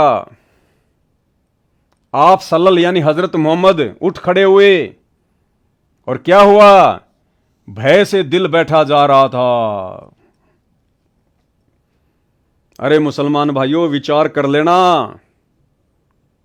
नहीं तो हजरत मोहम्मद से भी बुरी बनेगी आने वाले समय में जो भक्ति साधना तुम कर रहे हो। अल्लाह या अल्लाह का फरिश्ता अगर किसी से मिलने आएगा तो यह हालत होती है क्या इंसान की? घबरा गया, पसीना पसीना हो गया, डर के मारे बेचैन हो गया। अरे भगवान तो खुशी देता है, भगवान को देख के तो प्रसन्नता होती है, दिल झूम उठता है, दिल गार्डन गार्डन हो जाता है। और जिसे तुम अल्लाह कहते हो वो अल्लाह जब तुम्हारे हजरत मोहम्मद को मिला तो तुम्हारे पैगंबर का ये हाल हो उठा, तो तुम्हारा क्या होगा अगर आ गया तो? भय यानी डर से दिल बैठा जा रहा था, घबराहट से चेहरा उतरा हुआ था। यह हालत बताई जा रही है हजरत मोहम्मद की। आप मुसलमान धर्म भाइयों की पुस्तक में लिखा हुआ है, घबराहट से चेहरा उतरा हुआ था। आप सहमी सहमी निगाहों से गुफा में हर तरफ देखने लगे कि कहीं गया या नहीं गया। सहमी सहमी नजरों से हजरत मोहम्मद देखने लगा कि यहीं है या गया, कहीं कहीं यहीं तो नहीं है। डर के मारे कि दोबारा मेरी आंखों के सामने ना आ जाए वरना मर ही जाऊंगा। आप सहमी सहमी निगाहों से गुफा में हर तरफ देखने लगे। हैरानी और घबराहट की हालत थी। दिल ही दिल में सोचने लगे, अभी मुझसे किसने बातें की हैं? कौन मुझे पढ़ाकर चला गया? पागलों जैसा रिएक्शन। अभी मुझसे किसने बातें की? कौन मुझे पढ़ा के चला गया? अरे अगर अल्लाह होता तो अल्लाह आराम से आता, प्यार से आता, प्रेम से आता कि बैठो हजरत मोहम्मद, मैं तुम्हारे लिए ऊपर से संदेशा लेके आया हूं। यह संदेशा तुम सभी मुसलमानों को बताना, सबका आत्म कल्याण होगा। आराम से उसको पढ़ाता। नहीं पढ़ना आता तो परमात्मा तो 1 सेकंड में बुद्धि दे दे, 1 सेकंड में परमात्मा अक्षर ज्ञान दे दे, 1 सेकंड में आराम से उसको ज्ञान देता, उसको समझाता, प्रेम से बातें करता, खुशी खुशी वार्तालाप होती। लेकिन यहां देखो क्या हाल हो गया हजरत मोहम्मद का। फिर तेजी से गुफा से बाहर आए, डर के मारे तेजी से गुफा से बाहर आए। अब आप हजरत मोहम्मद पहाड़ की घाटियों से गुजरने लगे। पूरा शरीर थर थर कांप रहा था। यह हालत होती है क्या जब अल्लाह मिलता है? तो फिर भाई क्यों तुम ये भक्ति कर रहे हो? मुसलमान भाइयों, क्यों तुम ये इबादत कर रहे हो? आज जो भी मुसलमान भाई इबादत कर रहा है, भक्ति कर रहा है, मक्का मदीना मज़ारों पे, दरगाहों पे जहां भी जा रहा है, अरे यही तो सोच के जा रहा है कि मरने के बाद मैं अल्लाह के पास जाऊंगा, मुझे अल्लाह मिलेगा। तो क्या करोगे आप उस अल्लाह से मिलके, जिस अल्लाह के मिलने के बाद आपके नबी की यह हालत हो गई, पसीना पसीना हो गया, थर थर कांपने लगा? तो ऐसे अल्लाह को देख के आपका कलेजा नहीं फट जाएगा क्या? जब आपके नबी का कलेजा फटने को हो गया, थर थर कांपने लगा, तो भाई आप लोग अगर उस अल्लाह को देखोगे तो आपके साथ क्या होगा? अब देखते जाना आगे आगे आप ये राम कहानी। पूरा का पूरा मुसलमान समाज अंध भक्ति कर रहा है, अंध भक्ति, धूल में लट लग रहा है। शास्त्रों के अनुसार कोई भक्ति साधना नहीं है। पूरा शरीर थर थर कांप रहा था। दिल में बार बार ख्याल आता कि शुरू में जो सौपन दिखाई दिए वे तो बिल्कुल सच्चे निकले। उनसे बहुत सी नई नई बातें मालूम हो गई। जिस चीज की तलाश थी वह खुलकर सामने आ गई। लेकिन वह कौन था जो अभी यहां खड़ा था? वह कौन था जो पढ़ने के लिए कह रहा था? कुछ याद ही नहीं, कुछ याद ही नहीं हजरत मोहम्मद को। कौन था, कैसे मेरे को पढ़ा रहा था, क्यों आया था, कहां गया, बैकी बैकी बातें। अचानक एक आवाज आई, मोहम्मद। आप हजरत मोहम्मद चौंक पड़े। घबरा कर सिर ऊपर उठाया, देखा तो वही फरिश्ता आदमी की सूरत में खड़ा था। वह पुकार पुकार कर कह रहा था, मोहम्मद तुम अल्लाह के रसूल हो और मैं जिब्रील हूं। कौन था वो? जिब्रील नाम का फरिश्ता, जिब्रील नाम का देवता। और क्या बोला? मोहम्मद तुम अल्लाह के रसूल हो और मैं जिब्रील हूं। आप हजरत मोहम्मद की घबराहट और बढ़ी। ये लो जी, आदमी की सूरत में वो फरिश्ता फिर से आ गया और हजरत मोहम्मद से क्या कह रहा है? कि मोहम्मद तुम अल्लाह के रसूल हो और मैं जिब्रील हूं। ये तो अच्छी बात थी। अरे कोई व्यक्ति आपके सामने अचानक से प्रकट हो जाए और आपको कहे कि आप अल्लाह के रसूल हो, आप अल्लाह के नबी हो, तो आपको घबराहट होगी या आपको खुशी होगी कि अल्लाह ने मुझे मीडिएटर बनाया है, अल्लाह ने मुझे रसूल बनाया है। रसूलों को पूरी दुनिया पूजती है, पूरा मुसलमान पूजता है, अल्लाह ने मुझे रसूल बनाया है। आप खुश होंगे या फिर थर थर कांपेंगे? तो जिब्रील ने कहा कि मोहम्मद तुम अल्लाह के रसूल हो और मैं जिब्रील हूं। और यह सुनकर हजरत मोहम्मद की हालत क्या हो गई? आप सलल की घबराहट और बढ़ गई, और ज्यादा भयभीत हो गया ये सुन के, क्योंकि हजरत मोहम्मद को एहसास हो गया था कि कोई अल्लाह वल्लाह का रसूल नहीं, ये कोई और ही बला है जो मुझे परेशान कर रही है। डर के मारे रोंगटे खड़े हो गए। देखो भाइयों, आप ही मुसलमान भाइयों ने लिख रखा, मैं तो खाली पढ़ा रहा हूं, केवल इतना सा काम है, अपनी तरफ से मैं कुछ नहीं बोल रहा। डर के मारे रोंगटे खड़े हो गए ये सुनकर कि आप अल्लाह के रसूल हो। तुम जिस रसूल को यह सोचकर पूज रहे हो, मानते हो कि अल्लाह का रसूल था, अल्लाह का रसूल था, कोई उसके बारे में दो बातें बोल देता तो तुम लोग निकाल के तलवार खड़े हो जाते हो। और खुद हजरत मोहम्मद की क्या हालत हो गई जब उनको यह पता चला कि मैं अल्लाह का रसूल हूं। जब हजरत मोहम्मद को यह पता चला कि मैं अल्लाह का रसूल हूं तो वो डर गया, रोंगटे खड़े हो गए, भयभीत हो गया। आप सलल की घबराहट और बढ़ी, डर के मारे रोंगटे खड़े हो गए, भय से कदम रुक गए, कभी दाई तरफ देखते कभी बाई तरफ देखते कि यह सूरत आंखों से ओझल हो, कि यह सूरत आंखों से ओझल हो। जो व्यक्ति सामने खड़ा होकर बोल रहा ना कि तुम अल्लाह के रसूल हो, हजरत मोहम्मद क्या सोच रहा था कि यह मेरी आंखों से दूर हो जाए। क्यों भाई? अरे वो तो तेरे लिए बहुत अच्छा पैगाम लेके आया था, एक संदेश लेके आया था कि हजरत तुम अल्लाह के रसूल हो। वो तो तुझे खुशखबरी सुना रहा था, जिस खुशखबरी को सुनने के लिए आज पूरे मुसलमानों के कान तरस रहे हैं। और हजरत मोहम्मद उसी खुशी वाली बात को सुन के डर रहा है, भयभीत हो रहा है और सोच रहा है कि यह व्यक्ति मेरी आंखों से दूर हो जाए। ये देखना, तुम्हारी पुस्तकों में लिखा हुआ सच्चाई। यानी हजरत मोहम्मद को अल्लाह नहीं मिला।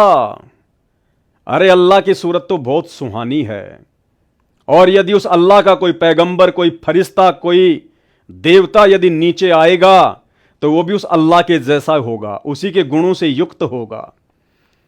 वो तो परम शांति प्रदान करेगा, हृदय में शीतलता प्रदान करेगा, डर और भय पैदा नहीं करता अल्लाह का फरिश्ता। वो शैतान था जो जिब्रील के माध्यम से हजरत मोहम्मद को जबरदस्ती वो कुरान शरीफ की आयतें उसके ऊपर उतार रहा था।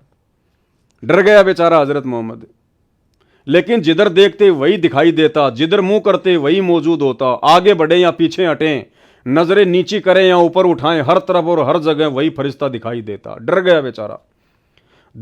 बहुत देर हो गई, आप हजरत मोहम्मद इसी प्रकार थर थर कांपते रहे और ना जाने क्या क्या सोचते रहे। उधर बीवी खदीजा ने गुफा में आप हजरत मोहम्मद के पास आदमी भेजा। आप हजरत मोहम्मद वहां ना मिले, रिश्तेदारों के यहां दिखवाया, वहां भी ना थे, यहां वहां आदमी दौड़ाया, लेकिन न मिलना था न मिले। फरिश्ता चला गया। आप हजरत मोहम्मद खदीजा के पास आए, भय से कांपते हुए और पसीने में नहाए हुए। बेचारे की धड़कन बंद नहीं हुई हजरत मोहम्मद की जब तक अपने घर पर नहीं आ गया। थर थर कांप रहा, रोंगटे खड़े हो रहे, पसीना टपक रहा। ये अल्लाह के दर्शनों से ऐसा होता है क्या? अरे कौन देखना चाहेगा उस अल्लाह की शकल? कौन देखना चाहेगा उस अल्लाह के फरिश्तों की शकल जब वो इतना डरावना है, इतना डर पैदा कर देता है, इतना भय पैदा करता है? तो विचार कर लेना, वो अल्लाह नहीं था, वो जबरील नाम का फरिश्ता था, वो स्वयं शैतान था, शैतान। अल्लाह तो मिले थे हजरत मोहम्मद को, साक्षात आके मिले थे। कौन है वो अल्लाह जो हजरत मोहम्मद को मिला था, अपना ज्ञान दिया था, हजरत मोहम्मद को अपने साथ अपने सतलोक लेके गया था? लेकिन हजरत मोहम्मद अपनी नादानी से वहां नहीं रहा। उसने अल्लाह को ठुकरा दिया और शैतान की इबादत में लगा रहा और पूरे मुसलमान को शैतान की इबादत पे लगा दिया। ये पूरी जानकारी आपको संत रामपाल जी के सत्संगों में सुनने को मिलेगी। यूट्यूब पर जाकर सर्च करें सृष्टि रचना संत रामपाल जी भगवान। फरिश्ता चला गया, आप सलल खदीजा के पास आए, भय से कांपते हुए और पसीने में नहाए हुए आते ही फरमाया, क्या बोले? मुझे कुछ उड़ा दो, कुछ उड़ा दो। तुरंत बीवी खदीजा ने चादर उड़ा दी। आप हजरत मोहम्मद की यह हालत देखकर वो बहुत घबराई। दिल में तरह तरह के अंदेशे उमड़ने लगे। क्या आपकी तबीयत खराब हो गई? क्या आपको जाड़ा बुखार आ गया है? क्या कोई मुसीबत आन पड़ी है? जब मन कुछ शांत हुआ, भय कुछ दूर हुआ, शरीर की कपकपी में कमी हुई, तो बीवी खदीजा ने पूछा, आप थे कहां और आपको हुआ क्या? आप सल्लल्लाहु ने उसकी तरफ देखा। ऐसा महसूस हो रहा था जैसे आप बेबस होकर रह गए हैं, मानो मुसीबतों का पहाड़ टूट पड़ा हो। बेचारा इतना डर के मारे घर पे आने के बाद भी, उस शैतान के फरिश्ते जबरील की शक्ल देखने के बाद, जिस प्रकार उसने जबरदस्ती कहा पढ़ो पढ़ो बीच बीच के। अरे स्कूल में बच्चे पढ़ने के लिए जाते हैं। अब बच्चे स्कूल जाते ही तो सारा ज्ञान सीख नहीं जाते। तो जिस दिन बच्चे स्कूल जाते हैं, जिस दिन उनको कुछ भी ज्ञान नहीं होता है, तो क्या टीचर बच्चों को भींच भींच के कहता है कि पढ़ पढ़, सामने बोर्ड पे क्या लिखा हुआ, पढ़ सामने बोर्ड पे क्या लिखा हुआ है। तो बच्चे की हालत क्या हो जाएगी? जो पहले दिन स्कूल गया, जिसको ना ए फॉर एप्पल का पता, ना आ से आम का पता, और वो टीचर उसको भींच भींच के कहेगी पढ़ पढ़ सामने क्या लिखा हुआ। कहां से पढ़ेगा बेचारा? डरेगा, रोंगटे खड़े होंगे उसके, कांपेगा बेचारा, दूसरे दिन स्कूल नहीं आएगा, घर पे उसके जाड़ा चढ़ जाएगा जाते ही। वो हाल हजरत मोहम्मद जी का हो गया। अगर वो अल्लाह था, परमात्मा था, खुदा था, तो खुदा में तो इतनी शक्ति होती है, वो तो अनपढ़ को भी ज्ञान दे देता है सेकंडों में, और कह देता कि मोहम्मद पढ़ ये कुरान, इसको याद कर और मुसलमानों को बता। लेकिन वो शैतान था भाई, भीच भीच के पढ़ा रहा, भीच भीच के पढ़ा रहा कि पढ़ पढ़, मानो मुसीबतों का पहाड़ टूट पड़ा हो। फरमाया, क्या फरमाया फिर हजरत मोहम्मद ने? खदीजा मैं तुम्हें क्या बताऊं कि मुझे क्या हुआ। फिर जो कुछ देखा था वह बयान किया। बीबी खदीजा थी बहुत समझदार, ये बातें सुनकर जरा भी न घबराई, क्योंकि वो भींच भींच तो हजरत मोहम्मद के साथ हो रही थी, खदीजा के साथ हो रही हुई थी। अगर खदीजा के साथ में होती तो उसकी भी ये हालत हो जाती। तो लेखक क्या कह रहा है कि खदीजा को घबराहट नहीं हुई। उन्होंने आप सलल को बहुत ही इज्जत की नजर से देखा, उनके चेहरे पर यकीन और इत्मीनान की मुस्कुराहट थी। फिर आप सलल को इत्मीनान दिलाया और क्या बोली? आप सलल के दिल में एक गम था, जहां जाते उस गम को लिए जाते। परेशानी में कभी ये ख्याल भी होता किसी पहाड़ पर से गिरकर खुद को हलाल कर लें। ये लो जी, आप मुसलमानों के अनुसार हजरत मोहम्मद को वो अल्लाह का फरिश्ता जिब्रील मिलने के बाद भी जो कुरान का ज्ञान आज आप मुसलमान धर्म के फॉलोअर पढ़ रहे हैं, जबरील नाम के फरिश्ते के माध्यम से हजरत मोहम्मद को वो ज्ञान मिलने के बाद भी हजरत मोहम्मद की क्या हालत थी कि मैं आत्महत्या कर लूं, आत्महत्या, किसी पहाड़ से नीचे गिर के मर जाऊं मैं। क्या जीवन है ये? कोई सुख नहीं, कोई शांति नहीं। अल्लाह मिलने के बाद हजरत मोहम्मद की यह हालत थी। तो काहे का अल्लाह था भाई वो? अरे अल्लाह आज मुझे मिला है, मेरे जैसे लाखों भक्तों को मिला है, संत रामपाल जी के रूप में अल्लाह मिला है। उनके सत्संग सुनकर देखो, उनकी शरण में आकर देखो, अल्लाह कितना सुकून देता है, अल्लाह कैसे कैसे बिगड़े हुए काम बनाता है, अल्लाह नीचे गिरे हुए इंसान को ऊपर उठाता है, अल्लाह अपने सीने से लगाता है। वो अल्लाह सतगुरु रामपाल जी भगवान जिसने लाखों को जीवन दान दिया है, बांझ को पुत्र दिए हैं, निर्धन को माया दी है, रोगी को स्वस्थ शरीर दिए हैं, जिन्हें सादे रोगों को पीजीआई, एम्स, अपोलो जैसी हॉस्पिटलें डिक्लाइन कर चुकी थी कि हमारे पास कोई इलाज नहीं है, मरना शेष है आपका, आज वो घोड़े की तरह दौड़ रहे हैं संत रामपाल जी से उपदेश लेने के बाद। ये है अल्लाह, ये काम करता है अल्लाह। अल्लाह बिगड़े हुए काम बनाता है। अल्लाह आत्महत्या करने की सोचने वालों को नया जीवन देता है। और यहां हजरत मोहम्मद जी को आप लोगों के अनुसार अल्लाह मिलने के बाद भी, अल्लाह का फरिश्ता मिलने के बाद भी, कुरान शरीफ का ज्ञान मिलने के बाद भी वो आत्महत्या करने की सोच रहा है, मरने की सोच रहा है। कौन सोचेगा मरने की? महादुखी इंसान, महादुखी। भाई और बहनों, आपका सौभाग्य है, आपको ये सच्चाई देखने और सुनने को मिल रही है। अगर जरा भी समझ रखते हो, जरा भी समझ, तो उस अल्लाह अकबर सतगुरु रामपाल जी के सत्संग सुनना शुरू कर देना यूट्यूब पर। परेशानी में कभी ये ख्याल भी होता किसी पहाड़ पर से गिरकर खुद को हलाक कर लें, इस तरह गम से छुटकारा मिल जाएगा। अरे भगवान मिलने के बाद तो जीवन में नई उमंग आनी चाहिए कि भक्ति करेंगे, दुनिया को समझाएंगे, परमात्मा की गुणगान करेंगे, परमात्मा की महिमा करेंगे, अल्लाह के नाम को जन जन तक पहुंचाएंगे। एक नई खुशी आदमी के चेहरे पर आ जाती है, मरा हुआ आदमी जिंदा हो जाता है। और यहां हजरत मोहम्मद जी आत्महत्या का उपाय सोच रहे हैं कि मैं मर जाऊं, पहाड़ से गिरकर मर जाऊं, इस जीवन से अच्छा तो आत्महत्या कर लूं। तो उसको अल्लाह नहीं मिला था, उसको शैतान मिला था। गलती से हजरत मोहम्मद ने उसे अपना अल्लाह समझ लिया, और गलती से आज का मुसलमान उसे अल्लाह समझ रहा है। इससे अंदाजा लगाया जा सकता है कि आपका दिल कितना बेचैन और गम से परेशान रहा होगा। खुद लेखक लिख रहा है कि हजरत मोहम्मद की क्या हालत रही होगी। आप सलल के दिल पर कैसी चोट थी, मन में कितनी चुभन थी, दिमाग पर कितना बोझ था, वह का रुक जाना आपके लिए कितना असहनीय था। शायद रब ने मुझे छोड़ दिया। हजरत मोहम्मद जी सोच रहे हैं कि शायद अल्लाह ने मेरे को छोड़ दिया। यह विचार कर चूमता हुआ तीर था। एक दिन आप सलल कहीं से गुजर रहे थे, अचानक आकाश से आवाज आई। सिर उठाकर देखा तो वही फरिश्ता, वही जबरील जो कभी हीरा की गुफा में आया था, आकाश में कुर्सी पर बैठा था। हजरत मोहम्मद को वो जबरील नाम का फरिश्ता आकाश में एक चेयर पर बैठा हुआ दिखाई दिया। फरिश्ते को देखते ही आप हजरत मोहम्मद हिलने लगे।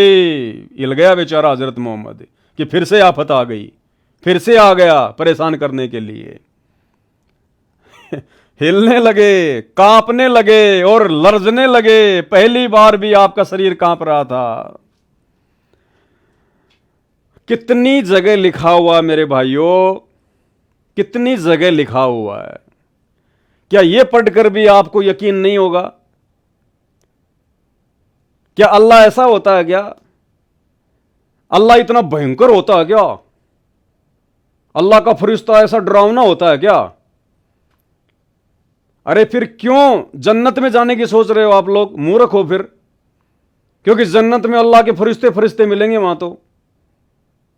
और अल्लाह का फरिश्ता देख के हजरत मोहम्मद की यह हालत हो गई तो तुम क्या करोगे जन्नत में जाकर? तुम भी ऐसे भागते फिरोगे इधर उधर डर के मारे। ये खुद जीवनी में लिखा हुआ है। नहीं भगवान या भगवान का फरिश्ता, कोई देवता, खुशी होनी चाहिए कि महाराज दोबारा कब आओगे। हे महाराज, हमें आपका इंतजार रहेगा, आप फिर से कब आओगे। आपको देख के बड़ा सुकून मिलता है, आपकी बातों में बड़ा आनंद आता है, आप फिर कब आओगे मुझसे मिलने। और यहां जैसे ही वो जबरील दोबारा मिलने आया, हजरत मोहम्मद फिर से कांपने लग गया, बेचारा डरने लग गया। फरिश्ते को देखते ही आप सलल हिलने लगे, कांपने लगे, लरजने लगे। लरजने का मतलब होता है बस बेहोश होके गिर जाऊं अभी। अब आगे आपको बताएंगे इसमें, अब आगे का जीवन भी देखिए। यहां तक तो आपने देख लिया, हजरत मोहम्मद को अल्लाह और अल्लाह का फरिश्ता जबरील मिला, वहां तक की पूरी हिस्ट्री आपके सामने आ गई। पैदा नहीं हुए उससे पहले तो नबी का बाप मर गया, पैदा हुआ उसके बाद उनकी मां मर गई, यतीमी का जीवन। 8 साल का था तो दादाजी मर गया, चाचा ने पाल पोस के बड़ा किया, 25 साल का हुआ तो 40 साल की 2 बार विधवा औरत खदीजा से शादी हुई। खदीजा से 7 बच्चे हुए, 4 लड़कियां 3 लड़के। तीनों लड़के हजरत मोहम्मद की आंखों के सामने अकाल मौत मर गए। फिर उसके बाद में भक्ति साधना में लग गया गुफाओं में जाके। उसके बाद वो जबरील नाम का फरिश्ता आके मिला, उसने जीना हराम कर दिया हजरत मोहम्मद का। अब आगे देखिएगा, फिर बेचारा बीमार हो गया। ना बचपन में सुख, ना जवानी में सुख, और अब बुढ़ापे में क्या होने जा रहा है, ध्यान से देखिएगा। यह जीवनी हजरत मोहम्मद पुस्तक, पेज नंबर 321। हिस्तुल वदा को अभी 3 महीने से ज्यादा न गुजरे थे कि प्यारे नबी हजरत मोहम्मद पर बीमारी का हमला हुआ। यानी हजरत मोहम्मद की पूरी जीवनी को जब आप पढ़ेंगे शुरू से लेकर अंत तक, आपको कहीं भी यह देखने को नहीं मिलेगा कि उस अल्लाह ने या उस अल्लाह के फरिश्ते ने हजरत मोहम्मद को जरा भी कोई फायदा पहुंचाया हो, जरा भी कोई लाभ दिया हो, जरा भी उसको सुख चैन और शांति दी हो। समझने वाली बात यह है, फिर आज के मुसलमान को क्या मिलेगा जब आपके नबी के साथ में ऐसा हुआ आजीवन। क्योंकि नबी की साधना गलत थी। नबी अल्लाह की नहीं, शैतान को अल्लाह समझ के पूज रहा था। ये सारी सच्चाई संत रामपाल जी के सत्संगों से सुनने को मिलेगी। दूसरा धरती पर कोई विकल्प नहीं है। हिस्तुल वदा को अभी 3 महीने से ज्यादा न गुजरे थे कि प्यारे नबी पर बीमारी का हमला हो गया। अरे भगवान तो बीमारियों को ठीक करता है भाई। भगवान तो रोगी को स्वस्थ करता है, चंगा करता है, असाध्य रोगों को ठीक कर देता भगवान, तो मुर्दे को जिंदा कर देता अल्लाह। और अल्लाह के नबी की यह हालत, बीमारी, और बीमारी भी कोई छोटी मोटी नहीं। आगे आगे देखना, हजरत मोहम्मद खुद ये अरदास करने लग गया कि अल्लाह मुझे उठा ले, मुझसे अब सहन नहीं हो रहा। इतना ज्यादा तकलीफ, आम व्यक्ति को भी इतनी तकलीफ नहीं होती मौत के समय जितनी आपके नबी को हुई। तो काहे का अल्लाह था वो जो मिला था, काहे की वो भक्ति साधना थी जिस भक्ति को करते करते भी हजरत मोहम्मद का जीवन नरक के समान। प्यारे नबी पर बीमारी का हमला हुआ, और वह भी इतना जोरदार कि इससे पहले कभी नहीं हुआ। जोरदार हमला हुआ बीमारी का, जोरदार। कैसे हुई बीमारी की शुरुआत, देखिए, सुनिए, पढ़िए और विचार कीजिए कि जब आपके नबी की यह हालत थी जिसे वो अल्लाह समझकर इबादत कर रहा था, तो उसी नबी के दिखाए रास्ते पे आप तो 1% भी साधना नहीं कर रहे। वर्तमान में आप तो सारे उल्टे कर्म कर रहे हो, मांस तुम खा रहे, हर प्रकार से उल्टे कुकर्म। तो आप लोगों के साथ क्या होगा मेरे भाई। बीमारी की शुरुआत इस तरह हुई कि एक रात आप सलल यानी हजरत मोहम्मद बिस्तर से उठे, अपने गुलाम अबू मुहे हवा को उठाया और फरमाया, अबू मुहेबा, मुझे अल्लाह का हुक्म मिला है, इस वक्त जाकर पकीब वालों के लिए मगफिरत की दुआ करनी है, तुम भी मेरे साथ चलो। आप उन्हें साथ लेकर घर से निकले, कब्रिस्तान पहुंचे तो फरमाया, तुम पर सलामती हो ए कब्र वालों। हजरत मोहम्मद कह रहे कि तुम पर सलामती हो ये कब्र वालों, यानी खुद पर तो कोई सलामती नहीं। खुद का जीवन तो नरक के समान, खुद का जीवन अस्त व्यस्त, और जो मुर्दे जो जमीन में पड़े हैं, जो कब्र में गड्ढे पड़े हैं, उनको कह रहे हैं तुम्हारे ऊपर अल्लाह की सलामती हो। फिर आगे देखिए भाई और बहनों, पेज नंबर 323, जीवनी हजरत मोहम्मद पुस्तक। फिर हालत बहुत ज्यादा खराब हो गई, चलने फिरने की ताकत ना रही। हजरत मोहम्मद जब बीमार हो गया तो हालत इतनी खराब हो गई, चलने फिरने की भी ताकत नहीं रही। आप सल्लल्लाहु यानी हजरत मोहम्मद ने सारी बीवियों को बुलाया, उनसे किसी एक के घर में ठहरने का इजाजत चाहिए। सारी बीवियां खुशी से तैयार हो गई। फिर सबकी मर्जी से हजरत आयशा के घर पर ठहरना तय हो गया। कमजोरी बहुत ज्यादा थी, बिना किसी सहारे के चलना आप सल्लल्लाहु के लिए अब मुमकिन ना था। हजरत अली और हजरत फजल बिन अब्बास आपको सहारा देकर बड़ी परेशानियों से हजरत आयशा के यहां लाए।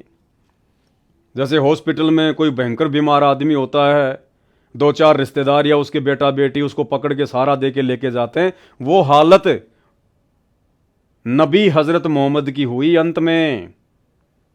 अरे अल्लाह की इबादत करने वाला, अगर अल्लाह यदि आपका सही है तो उस अल्लाह की इबादत करने वाले की ऐसी हालत नहीं हो सकती। अल्लाह अपने भगत की, अल्लाह अपने साधक की अंतिम समय तक स्थिति को संभाल के रखता है। ऐसी नौबत अपने भगत की अल्लाह नहीं आने देता, भगवान नहीं आने देता, यदि आप उसकी सही इबादत कर रहे हैं तो। सिर दर्द की ज्यादती के कारण आपके सिर पर पट्टी बंधी हुई थी। यह बुध का दिन था, यानी ये बुधवार का दिन था। आपकी बीमारी को पूरे 8 दिन हो चुके थे। मुसलमान उदास उदास थे, बेचैन और बेकरार थे, क्योंकि उनका प्यारा बीमारी के बिस्तर पर था और बीमारी हर सन बढ़ती जा रही थी। इससे पहले कभी आप इस तरह बीमार नहीं हुए थे, इसलिए वे और भी ज्यादा निराश और फिक्रमंद हो गए कि कहीं हजरत मोहम्मद जी शरीर ना छोड़ दें, कहीं हमारा नबी अल्लाह को प्यारा ना हो जाए। आगे देखिए भाई और बहनों, प्यारे नबी हजरत मोहम्मद की हालत गिरती गई। बुखार कभी घट जाता, कभी बढ़ जाता। जब तक पैरों में दम रहा और चलने फिरने की ताकत रही, आप सल्लल्लाहु मस्जिद में जाते रहे और मुसलमानों की इमामत करते रहे।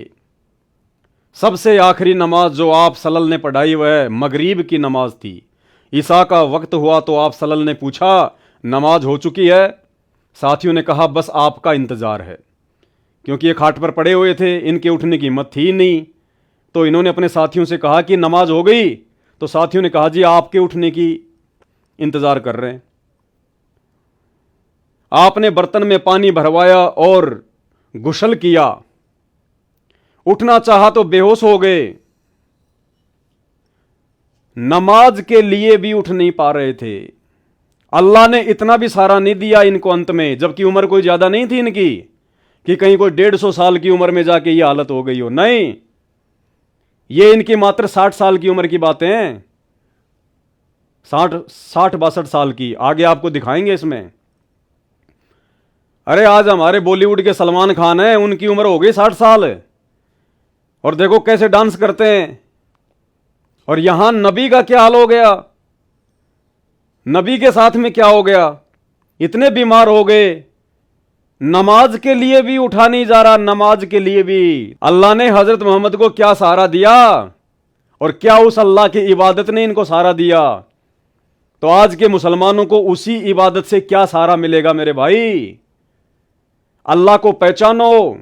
ये प्रमाण देखने के बाद भी अगर तुम्हारी आंखें नहीं खुलती हैं तो भाई आपसे बड़ा मंदबुद्धि व्यक्ति फिर कोई और नहीं हो सकता।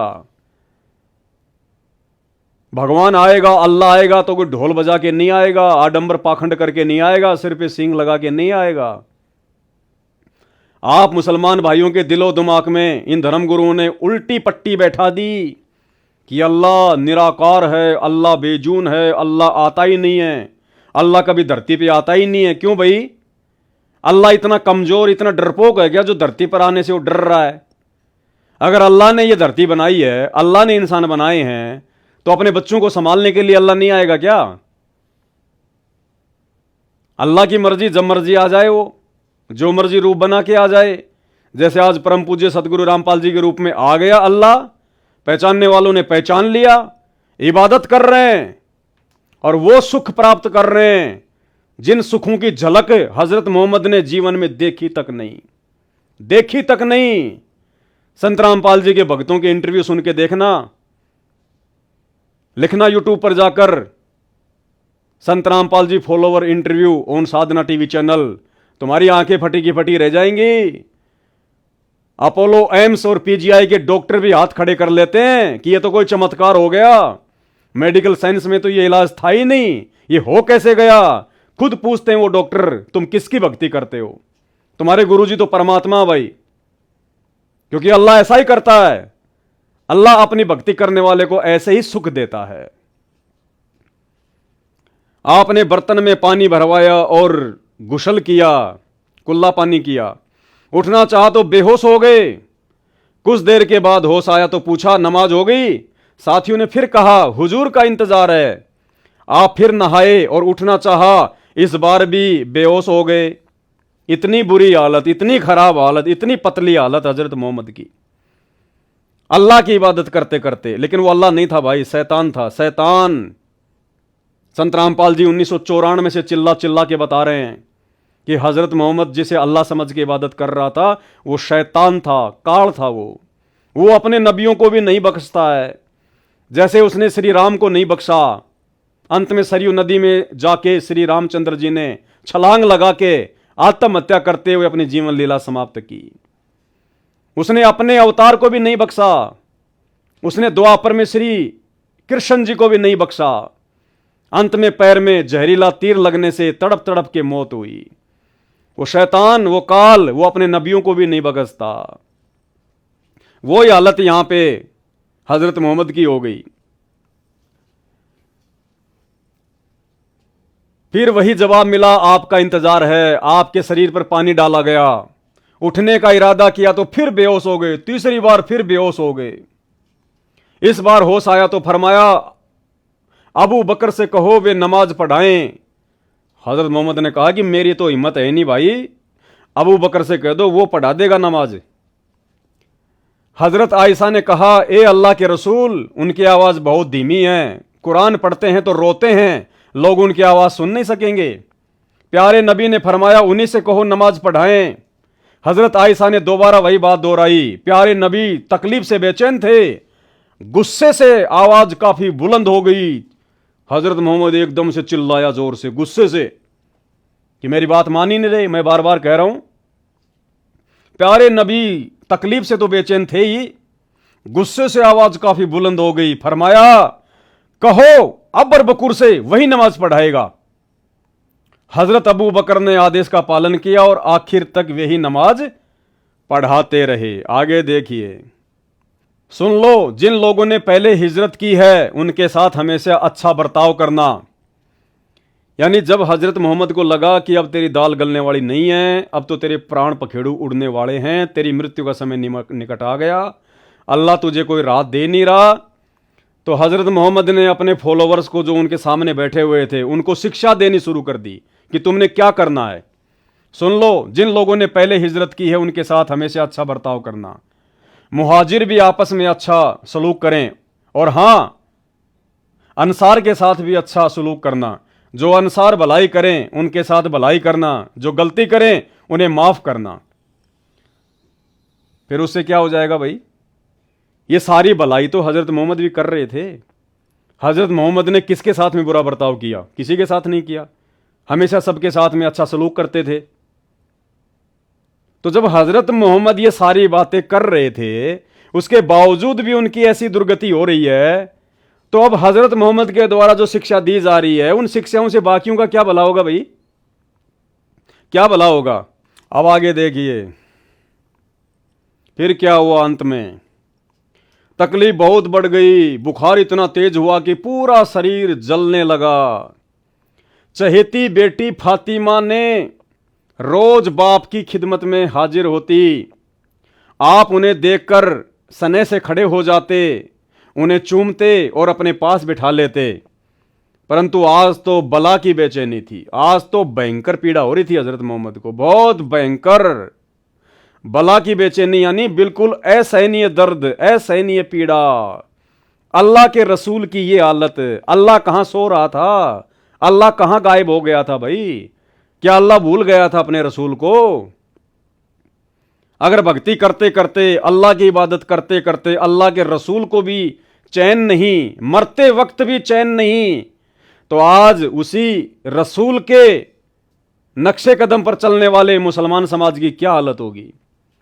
आज बला की बेचैनी थी, कमजोरी भी बहुत ज्यादा थी। हजरत फातिमा आई तो आप उठकर प्यार न कर सके, यानी अपने बेटी को प्यार भी नहीं कर सके, वो उठ नहीं पाए।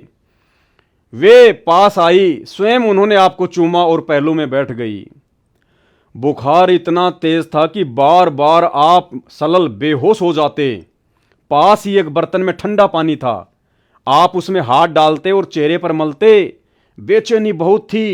ठीक उसी वक्त आपके होठ हिले और कानों से ये शब्द सुने। जो भी उन्होंने शिक्षा देनी थी वो दी। फिर देखिए आगे, कमजोरी इतनी ज्यादा थी कि पर्दा भी अच्छी तरह से नहीं गिरा सके, पैरों पर खड़े होना भी कठिन था, लेकिन साथियों को खुश देखकर आप भी बेहद खुश थे। क्या खुशी होगी जब हालत इतनी भयंकर हो रही है। ये तो इस लेखक ने अपनी तरफ से जो है लिख दिया कि साथियों को देखकर खुशी हो रही थी। अब मान लीजिए मेरे पेट में भयंकर दर्द है और मैं तो दर्द से चिल्ला रहा हूं, उठा भी नहीं जा रहा, और साथियों को देखकर मैं खुश हो जाऊंगा क्या? तो ये तो इस लेखक की अपनी सोच है। ये देखो भाई बहनों, लास्ट पेज है ये। कभी मुंह पर डाल लेते, कभी हटा लेते, उस समय निरंतर आपके मुख से यही शब्द निकल रहे थे, ये अल्लाह। मुसलमान भाई और बहनों, कान खोलकर सुन लो, आंख फाड़ कर देख लो, आपके रसूल, आपके नबी, आपके अल्लाह के प्यारे हजरत मोहम्मद जी का अंत कैसा हुआ। ए अल्लाह, नजा जान निकलने से पहले की परेशानियों को झेलना मेरे लिए आसान कर दे। इतना दुखी हो गया हजरत मोहम्मद, इतना परेशान हो गया।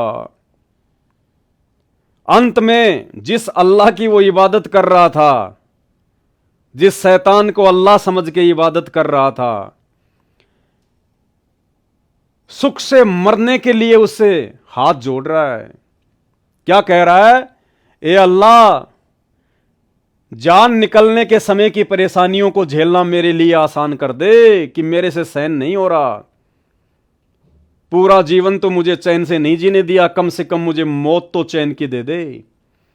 यानी हजरत मोहम्मद मुसलमानों का अंतिम पैगंबर, अंतिम समय में एक अच्छी मौत के लिए भी वो तरस गया।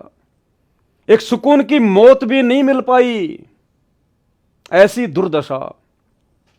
और क्यों? सच्चे अल्लाह की इबादत ना करने के कारण। आजीवन उस शैतान को अल्लाह मानकर पूजता रहा। और आपकी आंखों के सामने है, आंखों के सामने।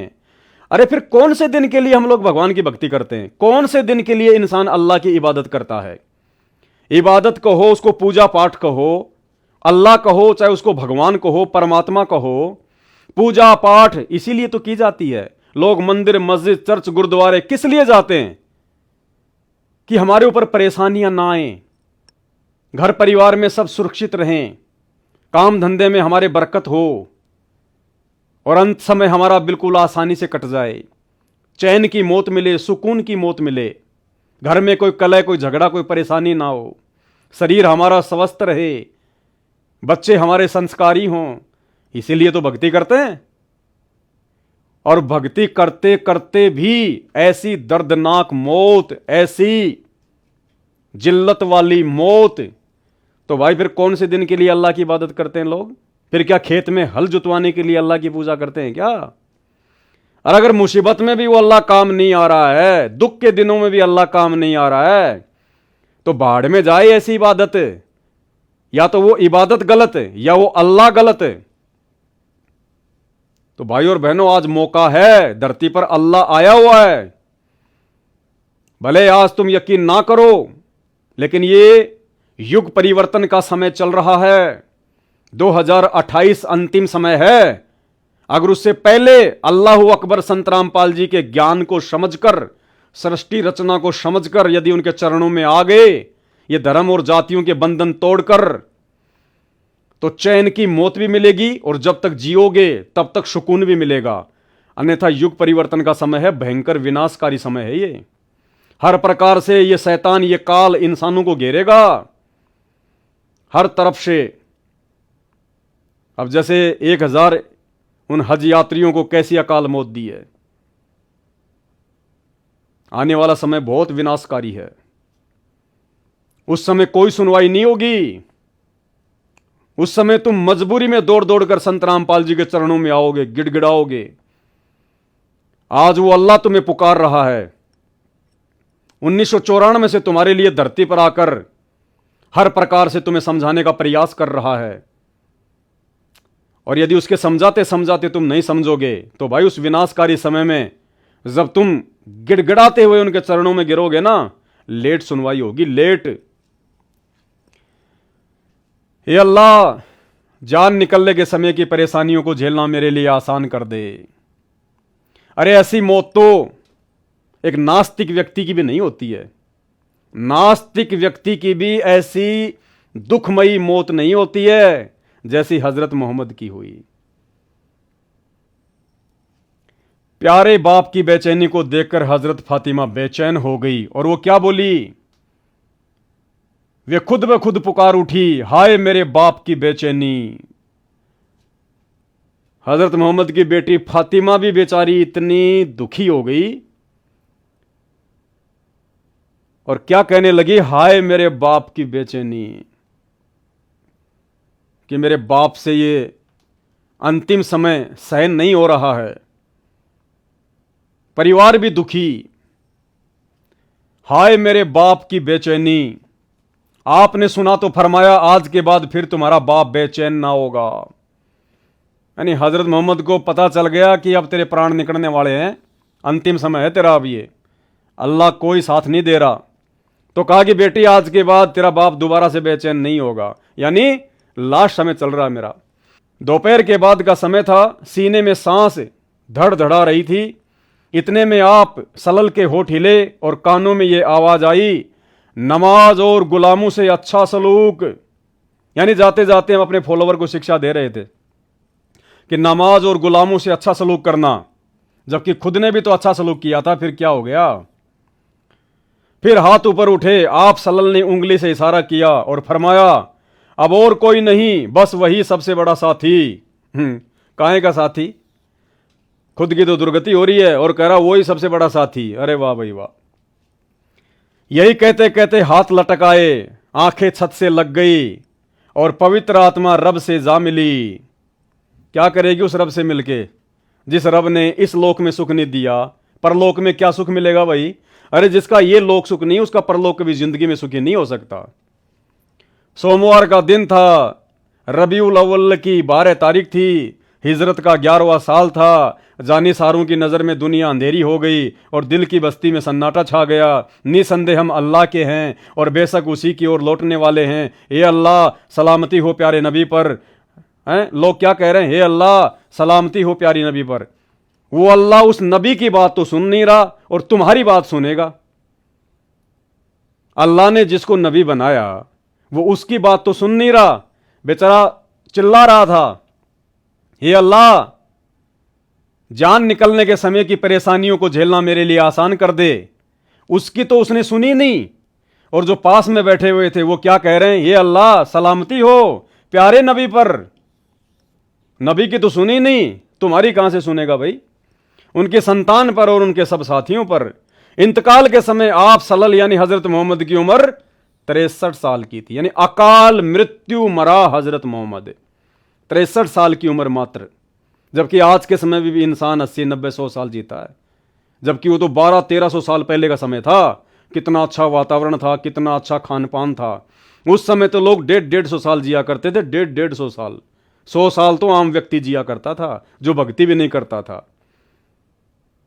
और ये देख लो इनके साथ में क्या बीता। कारण केवल एक ही कि हजरत मोहम्मद ने आजीवन कभी भी सच्चे अल्लाह की इबादत नहीं की। वो जिसे अपना अल्लाह समझ रहे थे भाई, वो शैतान था, शैतान। और आज का पूरा मुसलमान समाज, वो चाहे जो भी इबादत कर रहा है, वो शैतान की ही इबादत कर रहा है। खुद अपनी धार्मिक पुस्तकों के विपरीत इबादत कर रहा है। ये सारी बातें तुम मुसलमान भाइयों की पुस्तकों से, कुरान शरीफ, कुरान मजीद, तौरेत, जबूर, इंजल, इन्हीं से सतगुरु रामपाल जी परमेश्वर जी खोल खोल के दिखा रहे हैं। तुम्हारी पुस्तकों में लिखा हुआ है कि वो शैतान था या अल्लाह था। हजरत मोहम्मद ने अल्लाह की इबादत की या शैतान की इबादत की? और सच्चे अल्लाह की इबादत कौन बताएगा? सूरत फुरकानी 25 आयत नंबर 52 से 59 में साफ साफ लिखा हुआ है कि अगर तुझे उस अल्लाह अकबर की सही भक्ति की जानकारी प्राप्त करनी है तो किसी बाखबर से जा पूछ। बाखबर यानी तत्वदर्शी संत, भगवान का जानने वाला। और भाई आज तुम्हारा सौभाग्य है मुसलमानों, अगर समझ जाओ तो आज स्वयं वो अल्लाहू अकबर जो स्वयं ही बाखबर बन के आया हुआ है, तत्वदर्शी संत बन के आया हुआ है। गीता जी अध्याय 4 श्लोक 34 में जिसको तत्वदर्शी संत कहा गया है, और सूरत फुरकान 25 आयत नंबर 52 से 59 में जिसको बाखबर कहा गया है, जिसको इल्म वाला कहा गया है, जानने वाला कहा गया है, वो स्वयं सतगुरु रामपाल जी परमेश्वर जी हैं। और यही अल्लाह है और यही दुनिया के अंतिम पैगंबर हैं। हजरत मोहम्मद अंतिम पैगंबर नहीं थे, संत रामपाल जी परमेश्वर दुनिया के अंतिम पैगंबर हैं। पैगंबर यानी जो पैगाम लेके आता है अल्लाह का, तो ये स्वयं ही अल्लाह है, अपने आप को छुपाते हुए एक पैगंबर के रूप में आए हुए हैं, एक रसूल के रूप में आए हुए हैं, एक अवतार के रूप में आए हुए हैं। ये स्वयं ही अल्लाह हैं। तो विनती है, हाथ जोड़ के प्रार्थना है, मैंने अपनी तरफ से कुछ नहीं कहा है। शब्दा शब्द तुम्हारे ही धर्म की पुस्तकों में जो लिखा हुआ है, ये पुस्तक जो मैंने अभी आपको दिखाई, जीवनी हजरत मोहम्मद, इस पुस्तक में आप मुसलमान भाइयों के द्वारा हजरत मोहम्मद के जीवन चरित्र के विषय में जो लिखा हुआ है, मैंने आपको शब्दा शब्द बताया है। अब आगे आपकी मर्जी है। सच्चाई थोड़ी सी कड़वी जरूर होती है। जैसे किसी को बुखार हो जाता है तो बुखार को ठीक करने के लिए जो दवाई खाई जाती है वो कड़वी होती है। जो मन मार के आंख बंद करके खा लेता है उसका बुखार ठीक हो जाता है, वो स्वस्थ हो जाता है। और जो उसको कड़वी समझ के नहीं खाएगा भाई, फिर वो दुर्गति से मरता है। तो ये सच्चाई है, कड़वी है, तुम्हारे धर्म की पुस्तकों में लिखी हुई है। अरे आप किसी हॉस्पिटल में जाओ, क्यों जाओ? क्योंकि आपको कोई रोग है भयंकर, और उस हॉस्पिटल में जाके आपने देखा कि मेरे जैसा एक रोगी और पड़ा है बेड पर, और काफी समय से पड़ा हुआ है, 2 साल से 5 साल से, और वो कह रहा है कि ओहो भगवान मर गया, मैं तो मर गया, 3 साल हो गई, कोई लाभ नहीं मिल रहा, कोई फायदा नहीं है। अरे डॉक्टर साहब कम से कम मेरी मौत तो ढंग से दे दे मेरे को। अब कोई मूर्ख आदमी होगा जो उस हॉस्पिटल में जाके एडमिट होगा, क्योंकि वही सेम रोग, सेम डॉक्टर, और वो डॉक्टर जब उसका रोग नहीं काट पा रहा तो तेरा कहां से कटेगा भैया? तो जो दुख, जो तकलीफें, जो परेशानियां जिंदगी भर हजरत मोहम्मद ने उस डॉक्टर अल्लाह की इबादत करते करते भुगती, अब उसी डॉक्टर की इबादत, उसी अल्लाह की इबादत जो हजरत मोहम्मद ने की, यदि आप करोगे तो आपको क्या मिलेगा भाई? और क्या मिल रहा है? सबकी ऐसे दुर्गति हो रही है, चाहे हिंदू हो चाहे मुसलमान हो। तो भाई और बहनों, प्रार्थना है, परमेश्वर रामपाल जी धरती पर स्वयं अल्लाहू अकबर हैं, इसमें कोई संशय नहीं है, कोई डाउट नहीं है। हमने तो जान लिया, पहचान लिया, देख लिया और मान लिया, और सारे सुख भी प्राप्त कर रहे हैं। बिल्कुल जीवन जो नरक था जन्नत बन गया, जन्नत, और आगे आगे जन्नत ही रहेगा। आप लोगों से प्रार्थना है, ये मज़हब, ये जातियां, ये किसी अल्लाह ने नहीं बनाई, आप और हमारे जैसे मूर्खों ने बना दी। जैसे आपने शुरू में पढ़ा कि मक्का मदीना में उस काबा में जो मूर्तियां थी वो कहां से आई? कोई अल्लाह ने थोड़ी भेजी थी। उस व्यक्ति ने जो रास्ते रास्ते जा रहा था, उसने देखा कि मूर्तियां हैं, उसने मूर्तियां खरीद ली, वो काबा में रख दी, जिसकी दुनिया चक्कर काट रही है। ये मनमुखी साधना है, मनमुखी पूजा है। आप लोग अपना समय और पैसा ही बर्बाद कर रहे हो, वहां जाकर कुछ नहीं मिलने वाला। अभी मौका है, समझ जाओ, सुधर जाओ।